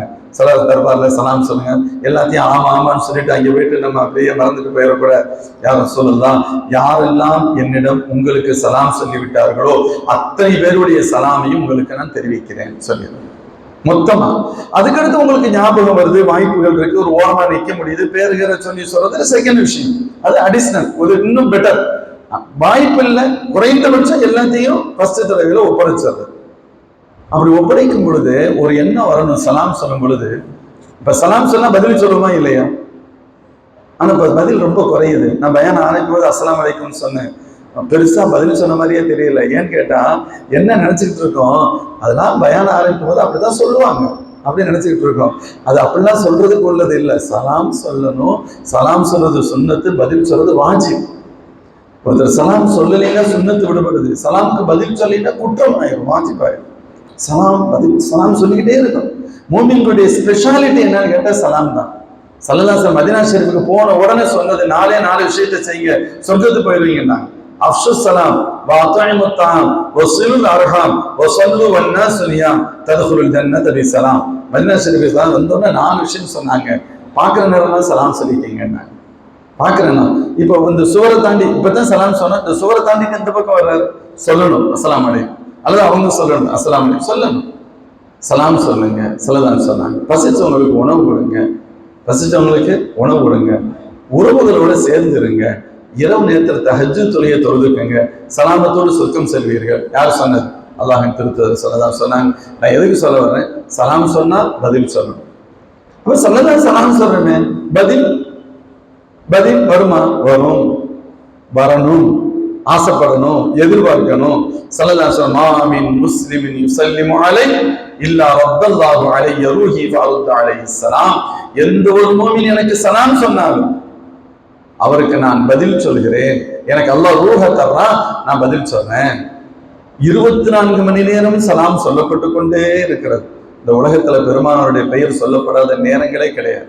நம்ம கேட்டிருப்போம், அல்லாஹ்வுடைய பெயர் சொல்லப்பட்டு கொண்டே இருக்கிறது. பாங்குல அல்லாஹ் அக்பர் அல்லாஹ் அக்பர் பாங்குல வருது. ஒவ்வொரு நாட்டுக்கும் ஒவ்வொரு டைம், ஒவ்வொரு தொழுகைக்கும் டைம். தொழுகையில அல்லாஹ் அக்பர், உள்ள அல்லாஹ் அக்பர், ருக்குல அல்லாஹ் அக்பர், சஜிதாவில் அல்லாஹ் அக்பர், அல்லாஹ்வுடைய பேர் சொல்லப்பட்டுக்கிட்டே இருக்கு. அல்லாஹ்வின் திருத்தூதர் ஸல்லல்லாஹு அலைஹி வஸல்லம் பெயரும் சொல்லப்பட்டு கொண்டே இருக்கிறது. பாங்குல அஷ்ஹது அன்ன முஹம்மதர் ரசூலுல்லாஹ். தொழுகையில அஸ்ஸலாமு அலைக அய்யுஹன் நபி, நபி ஸல்லல்லாஹு அலைஹி வஸல்லம் உங்கள் மீது சலாம் உண்டாவதாக. நம்ம கால்குலேட் பண்ணி பார்த்தோம் அப்படின்னு சொன்னா சொல்ல தொழுகாத நேரமே உலகத்துல இல்லை. பரவான தொழுகையே 24 மணி நேரம் நடந்துகிட்டு இருக்கு. முன்பின் சுன்னத்துகள் இறைநேசர்கள் தொழுதுகிட்டு இருக்காங்க. இன்னொரு பக்கத்துல மக்கள் உட்கார்ந்து தர்வீஸ் ஷரீஃப் சலாத் ஓதிக்கிட்டு இருக்காங்க. சலாச பேர் சொல்லாத நேரமே இல்லை. புனிதமிகு ரௌதாவுல பரவான தொழுகைக்குடைய நேரத்தை தவிர்த்து மீதி நேரம் முழுக்க சலாம் சொல்லப்பட்டு கொண்டே இருக்கிறது. அது அந்த காட்சியை நம்ம இங்க போனா பார்க்கலாம். பரது தொழுகையில மட்டும்தான் ஜமாத்த நின்றுவாங்க, தொழுகை நடக்கும். முடிஞ்ச உடனே சுன்னத்து தொழுகிறவங்க சனியா சுன்னத்து தொழுகிட்டு இருப்பாங்க. சலாம் ஸ்டார்ட் ஆகி அவன் சல்லல்லாஹு சொல்லப்படுது, எனக்கு அல்லாஹ் நீங்க சலாம் சொல்றீங்களா, எனக்கு அல்லாஹ் ரூஹன் தர நான் பதில் சொல்றேன்னு சொன்னா 24 நேரம் சலாம் சொல்லப்படுகிறது. 24 நேரம் அல்லாஹ் ரூஹை தருகிறான், பதில் வருகிறது. சல்லல்லாஹு நம்ம சொல்றது சாதாரணமான நாட்கள் வந்து சொல்றோம் சலாம். ஆனா நபி ஸல்லல்லாஹு அலைஹி வஸல்லம் நமக்கு ஒரு தடவை பதில் சொல்லிட்டாங்கடா, வ அலைக்குமுஸ் ஸலாம், உங்கள் மீது இறைவனின் சாந்தி உண்டாகட்டும் ரிப்ளை வந்துருச்சுடா. நம்மளை விட பாக்கியசாலிகள் உலகத்துல யாருமே இல்ல. சொல்லுவாங்க ஹஸனத்துல்லாஹி அலைஹி, நீங்க சும்மா சலாம் சொல்லிட்டு போக கூடாது, பதிலை எதிர்பார்த்து சலாம் சொல்லணும். எனக்கு ரசூலுல்லாஹ் பதில் சொல்லுவாங்க, எனக்கு சொல்லணும், யா ரசூலுல்லாஹ் உங்கள் பதில் சலாமை பெறக்கூடிய நசீபை கொடுங்க, பதில் சலாம் இல்லாத ஆட்களை எங்களை ஆக்கிறாதீங்க. கேட்கணும். அமல்கள் எல்லாம் ஃபிக்ர் கவலையை கொண்டுதான் நடக்கும். எல்லாமே உள்ள. அதான் ஆரம்பத்துல சொன்னேன், ஒரு காரியத்தை செய்வது என்பது வேறு, உயிரோட்டத்தோடு செய்வது என்பது. அந்த ரூஹானி தாக்கத்தை இருக்கணும். அப்பதான் அதுல அந்த அமலுக்கான மரியாதை இருக்கும். ஒரு சஹாபி ஸல்லல்லாஹு சஹாபியோட வீட்டுக்கு வந்தாங்க, சலாம் சொன்னாங்க, பதில் வரல. திரும்ப சலாம் சொன்னாங்க, பதில் வரல. மூணாவது சலாம் சொன்னாங்க, பதில் வரல. ஸல்லல்லாஹு திரும்பிட்டாங்க. சரி, ஆள் இல்லைன்னு அர்த்தம். இஸ்லாமிக் மெத்தட் அதுதான். 3 தடவை சலாம் சொல்லணும், ரெஸ்பான்ஸ் இல்லைன்னா திரும்பிடணும். சலாம் திரும்பிட்டாங்க. வேகமா அந்த சஹாபி கதவை திறந்துட்டு ஓடியாராங்க, யார சொல்லலான்னு ஓடியாராங்க. சலாம் சொன்னாங்க, சகோதரன் நான் சலாம் சொன்னேன் உங்களுக்கு அப்படின்னாங்க. சலாம் சொன்னேன், அப்புறம் நீங்க உள்ளதான் இருந்து இல்ல இருந்தா நீங்க பதில் சொல்லியிருப்பீங்கல்ல, பதிலே சொல்லல. யார சொல்லலாம் சொன்னேன், மெதுவா சொன்னேன் அப்படின்னு. ஏன் மெதுவா சொன்னீங்க? என் நபி எனக்கு சலாம் சொல்றாங்க, என் நபி எனக்கு சலாம் சொல்றாங்க, உங்க முபாரக்கான நாவிலிருந்து எனக்கு துவா கிடைக்குது, எத்தனை தடவை கிடைக்குதுன்னு பார்க்கலாம்னு பார்த்தேன்னு சொன்னாங்க. அதான் சஹாபா. எத்தனை தடவை இந்த வாய்ப்பு கிடைக்குதுன்னு பார்த்தேன், 3 தடவை வந்துச்சு. அப்புறம் பார்த்தா சவுண்டே காணா, பயந்து போயிட்டேன் யார சொல்லலாம், அதனாலதான் வந்தேன்னு சொன்னாங்க. அப்ப ஸல்லல்லாஹு அலைஹி வஸல்லத்துடைய அந்த பதில், பெருமானாருடைய துவா, அந்த சலாம், அதனுடைய வேல்யூ யாருக்கு தெரியும்? சஹாபாக்களுக்கு. நம்ம அதை புரியணும். எங்களுக்கு ஸல்லல்லாஹு அலைஹி வஸல்லம் வந்து பதில் வரணும் அப்படின்னு. அல்ஹம்துலில்லாஹ் நம்ம சலாம் சொல்லுவோம், அல்லாஹ் பெருமானாரிடமிருந்து நமக்கு பதிலையும் அல்லாஹ் கிடைக்க செய்வான். ஆமீன். இப்போ சலாம் சொன்னோமா, அதுக்கு அடுத்து ஒரு ஸ்டெப் தன்னோம்னு சொன்னா அபூபக்கர் சித்திக் ரலியல்லாஹு எழுதியிருக்கும். அபூபக்கர் ரலியல்லாஹு இருக்காங்க, அஸ்ஸலாமு அலைக்க யா சய்யிதனா அமீருல் முஃமினீன் அபூபக்கர் சித்திக் ரலியல்லாஹு தஆலா அன்ஹு. அபூபக்கர் சித்திக் ரலியல்லாஹு அவர்களே, அல்லாஹ்வின் சாந்தியும் சமாதானமும் உங்கள் மீது உண்டாகட்டும், அவங்களுக்கு சலாம் சொல்லணும். அடுத்த ஒரு ஸ்டெப் தள்ளணும் சொன்னா உமர் ரலியல்லாஹுடைய மக்பரா ஷரீஃப் இருக்கு. அப்போ அவங்களுக்கு சொன்ன அந்த ரவுதால அஸ்ஸலாமு அலைக்கும் யா சையதுனா அமீருல் முஃமினீன் உமர் இப்னு கத்தாப் ரலியல்லாஹு அன்ஹு என்று உமர் ரலியல்லாஹு அன்ஹுக்கு சலாம் சொல்லணும். இவங்க ஒவ்வொருத்தரை பற்றியும் ரொம்ப ரொம்ப விசேஷமா இந்த மார்க்கத்தின் தூண்கள். அது மாதிரியான அவங்கெல்லாம் இல்லைன்னா இன்னைக்கு நமக்கெல்லாம் ஈமான் கிடைச்சிருக்கான்னு சொல்ல முடியாது. எப்படி சொல்றதுன்னே தெரியல, அவ்வளோ பெரியவங்க. கேட்கணும் பல விஷயங்கள், வரலாறு நம்ம கேட்கணும். நம்ம இன்னைக்கு வாட்ஸ்அப்பில் ஃபேஸ்புக்கில் என்னென்னா பார்க்குறோம், எதுக்கெல்லாம் நேரம் செலவு பண்ணுறோம். ஆனால் நல்ல விஷயங்களை பொறுமையாக படிக்கிறதுக்கோ கேட்கறதுக்கோ அவகாசமும் இல்லை, பொறுமையும் இல்லை. கடன் தள்ளி விட்டுக்கிட்டே போகிற மாதிரி தான் சூழல் இருக்குது. சில விஷயங்களை தெரிஞ்சுதான் அவன் உபோக்கிறதையான யார் மோர்ல எல்லாம் யார் மாஷா அல்லா. சரி, இப்போ சுருக்கமாக சொல்கிறோம். ஏன்னா எல்லா நேரத்துலையும் இந்த நேரத்துல எல்லாத்தையும் இது பண்ண முடியாது. சலாம் சொல்லிடுறோம், சலாம் சொல்லிட்டு வெளியே வந்துடுவோம். வெளியே அப்படி அடுத்த ஒரு 10 ஸ்டெப்பில் வெளியில் மஸ்ஜிதுக்கு வெளியில் வந்துடுவோம். வெளியில் வந்து அங்கேயெல்லாம் நிற்க விட மாட்டாங்க. பக்கத்தில் இருந்து ஒரு துவாவை நம்ம அந்த இடத்துல கேட்கலாம். அல்லாஹ் குர்ஆன் ஷரீஃபில் ஒரு இடத்துல சொல்லுவான், வலவ் அன்னஹும் இஸ்ஸலமு அன்ஃபுஸஹும் ஜாஊக் ஃபஸ்தக்ஃபிருல்லாஹ் வஸ்தக்ஃபர லஹுர் ரசூல் லவஜதுல்லாஹ தவ்வாபர் ரஹீமா. தவறு செய்த மக்கள் அவங்களும் பாவமன்னிப்பு தேடி, யார சொல்ல, தவறு செய்த மக்கள் உங்களிடத்துல வந்து அவங்களும் பாவமன்னிப்பு தேடி அவங்களுக்காக நீங்களும் பாவமன்னிப்பு தேடினா அல்லாஹ் அவங்கள மன்னிச்சிருவானா? இது குர்ஆனுடைய வசனம். ஒரு ஸல்லல்லாஹு அலைஹி வஃபாத்திற்கு பின்பு ஒரு பெரியவங்க இரவு நேரத்துல வந்து இது மாதிரி ஜியாரத்தை முடிச்சுட்டு துவா செய்றாங்க. எப்படி சொல்றாங்க? யார சொல்லலாம், யார சொல்ல, அல்லாஹ் சொல்றான், அல்லாஹ்வுடைய வார்த்தை, அது சத்தியம். அல்லாஹ் இப்படித்தான் சொல்றான், தப்பு செஞ்சவங்க இங்க உங்கள்கிட்ட வரணுமா, அவங்களும் இஸ்திக்ஃபார் செய்யணுமா, அவங்களுக்காக நீங்களும் இஸ்திக்ஃபார் செஞ்சா தான் அல்லாஹ் மன்னிப்பானா? சொல்லிட்டு சொல்றாங்க, நான் பாவி, நான் தப்பு செஞ்சவன், பாவி வந்திருக்கேன், நான் இஸ்திக்ஃபார் செஞ்சேன், உங்க தர்பாருக்கு வந்துட்டேன், நான் இஸ்திக்ஃபார் செஞ்சுட்டேன். ஆனா அல்லாஹ் சொல்றான், நீங்களும் எனக்காக இஸ்திக்ஃபார் செஞ்சா தான் அல்லாஹ் மன்னிப்பானா? நீங்க இஸ்திக்ஃபார் செய்யுங்க, அப்பதானே அல்லாஹ் என்னை மன்னிக்கிறேன்னு சொல்றான்னு சொல்லிட்டு அழுது துவா செஞ்சுட்டு போறாங்க. சொல்லப்படுது, பக்கத்தில் ஒருத்தர் தூங்கிட்டு இருந்தான். நான் சொல்றது ஏதோ கதை இல்லை, தஃப்சீர் இப்னு கஸீர் இந்த ஆயத்தின் விரிவுரையில் பதிவாகும். சொல்லுவாங்க, பக்கத்தில் ஒருத்தர் தூங்கிட்டு இருக்காங்க, இரவு நேரம் சராசரி மனான்ல போறாங்க. அவங்க சொல்றாங்க, எந்திரிங்க, இந்த போறாருல அவருடைய பாவத்தை அல்லாஹ் மன்னித்து விட்டான் என்று சொல்லுங்கள் அப்படின்னு சொல்லியாங்க. அந்த துவாவை நம்ம மனசுல எல்லாம் வார்த்தைகள் தான், வார்த்தைகள் எண்ணங்கள் தான். வார்த்தைகள் கூட தெரியலைன்னாலும் ஒரு பிரச்சனை இல்லை.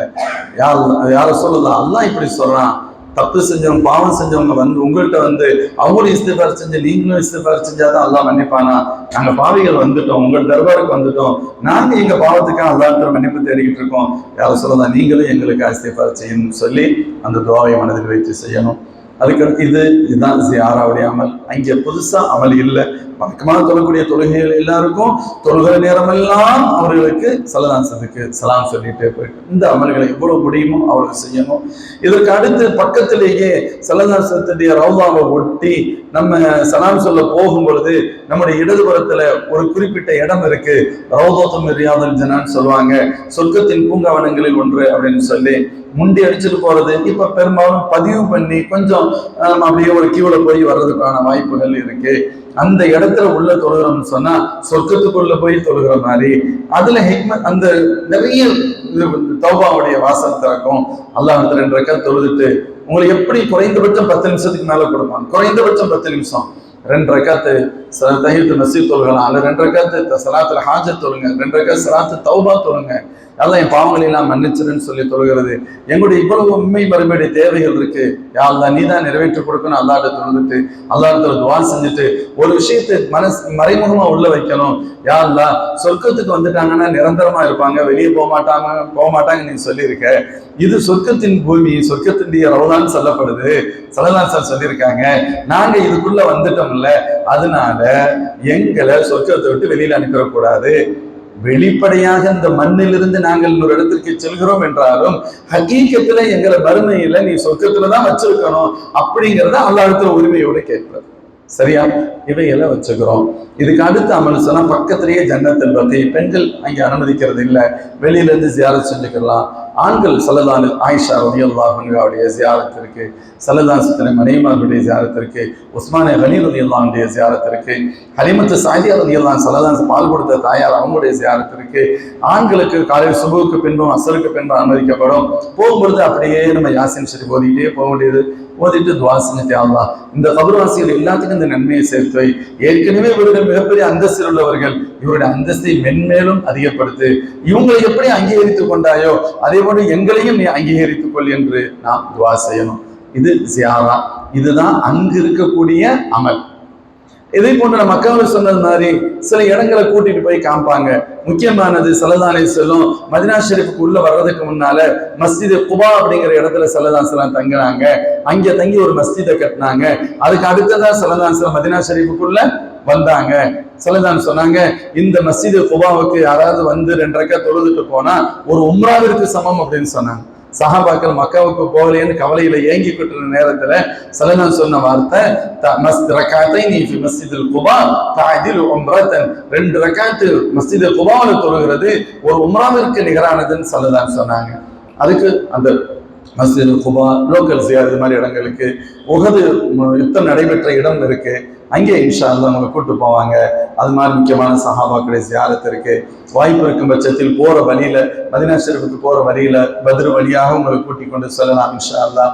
இது போன்ற வாய்ப்புகள் எல்லாம் கிடைக்கின்ற பொழுது ஒரு யாசீன் ஷரீஃப் ஓதி அவங்களுக்காக துஆ செய்யணும். மதீனாவில் இருக்கிற வரைக்கும் சந்தோஷமா இருக்கணும், அதை பாக்கியமாக நினைக்கணும். அங்க புதிய இங்க மக்காவிலையாவது நீங்க தவாஃப் செய்யணும், உம்ரா செய்யணும், டைட்டா இருக்கும். இங்க அப்படி இல்லை, தொழுகத்தான் வர்றோம். தொழுகிற நேரம்லாம் ஜியாரத் செய்யறதுக்கும், தொழுகிற நேரம் ஸல்லல்லாஹு சலாம் சொல்லிட்டு போகணும். அமைதியா உட்கார்ந்து எவ்வளவு இஸ்திக்ஃபார் ஓத முடியும், ஸல்லல்லாஹு எவ்வளவு அந்த அந்த மஸ்ஜித்ல உட்கார்ந்து இருக்கிறதுக்கு என்ன வாய்ப்பு.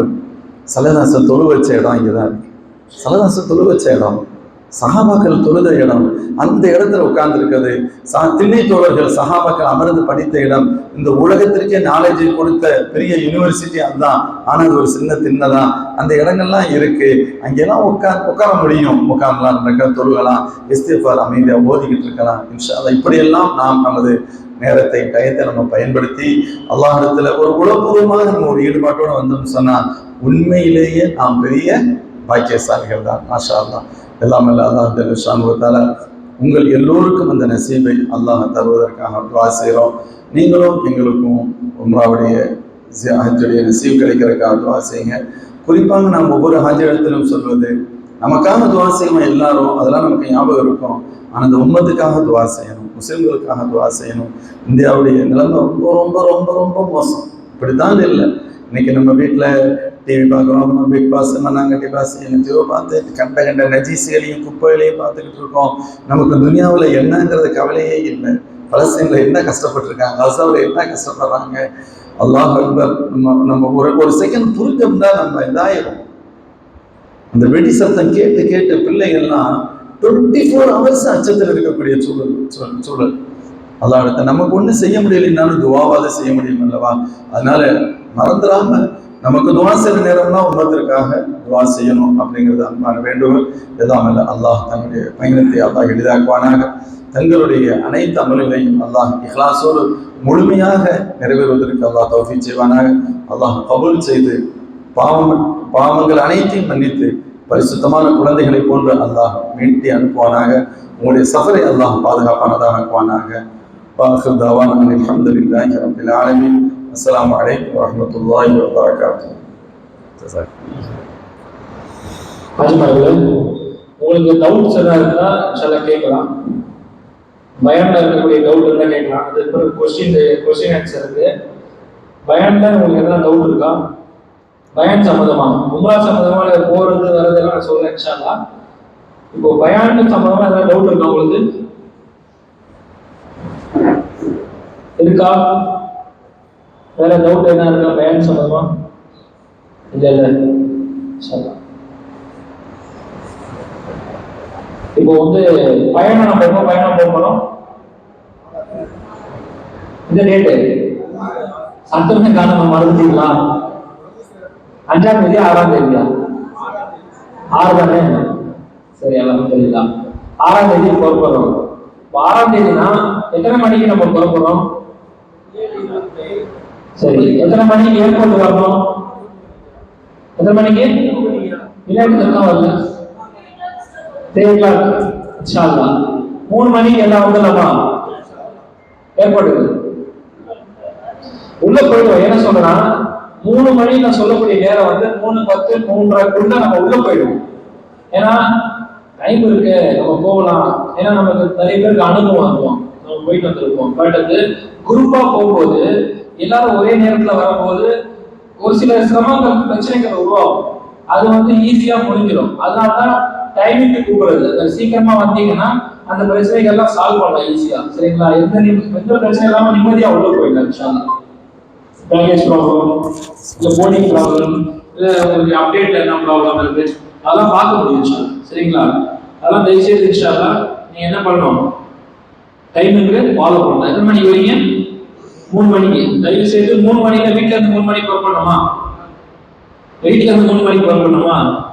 புறப்பட்டா எல்லாரும் ஏர்போர்ட்ல இருந்து இருப்பாங்க. நமக்காக எல்லாரும் நிக்க கூடாது, நம்ம முன்னாடி நிக்கணும் அப்படின்னு சொல்லி பார்க்கணும் இன்ஷால்லா. சரிங்களா? யாருமே நமக்காக வெயிட் பண்ண கூடாது. நான் வீட்டுல இருந்து 2 மணிக்கு கிளம்பா 3 மணி ஏர்போர்ட் 1 மணி நேரம் ஆகும் நினைச்சீங்கன்னா அது கரெக்டான நேரத்துல வீட்டுல இருந்து கிளம்பிடணும். இல்ல நான் வீட்டுல இருந்து 1:30 மணிக்கு கிளம்புனா ஏர்போர்ட்டுக்கு கரெக்டா 3 மணிக்கு வருவோம்னு சொன்னா வீட்டுல இருந்து 1:30 மணிக்கு கிளம்புங்க. உங்க வீட்டுக்கும் ஏர்போர்ட்டுக்கு உண்டான டிஸ்டன்ஸ் பார்த்து நீங்க இன்ஷால்லா புறப்படுங்க. சரிங்களா? செய்யலாமா? செய்யலாமா? ஏன் சொல்ல வரேன்னா இது முக்கியமானது. அப்படியே மெயின் அடுத்த விஷயம், எஹ்ராம் எங்க கட்டுறோம்? மெஹரீன்ல கட்டுறோம், மஸ்கட்ல கட்டுறோம். இன்ஷால்லா மஸ்கட் ஏர்போர்ட்ல கட்டிடுவோம். ஆனா எஹ்ராம் வந்து கையில தூக்கிட்டு வரணும். ஹேண்ட் பேக் இருக்கு இல்லையா?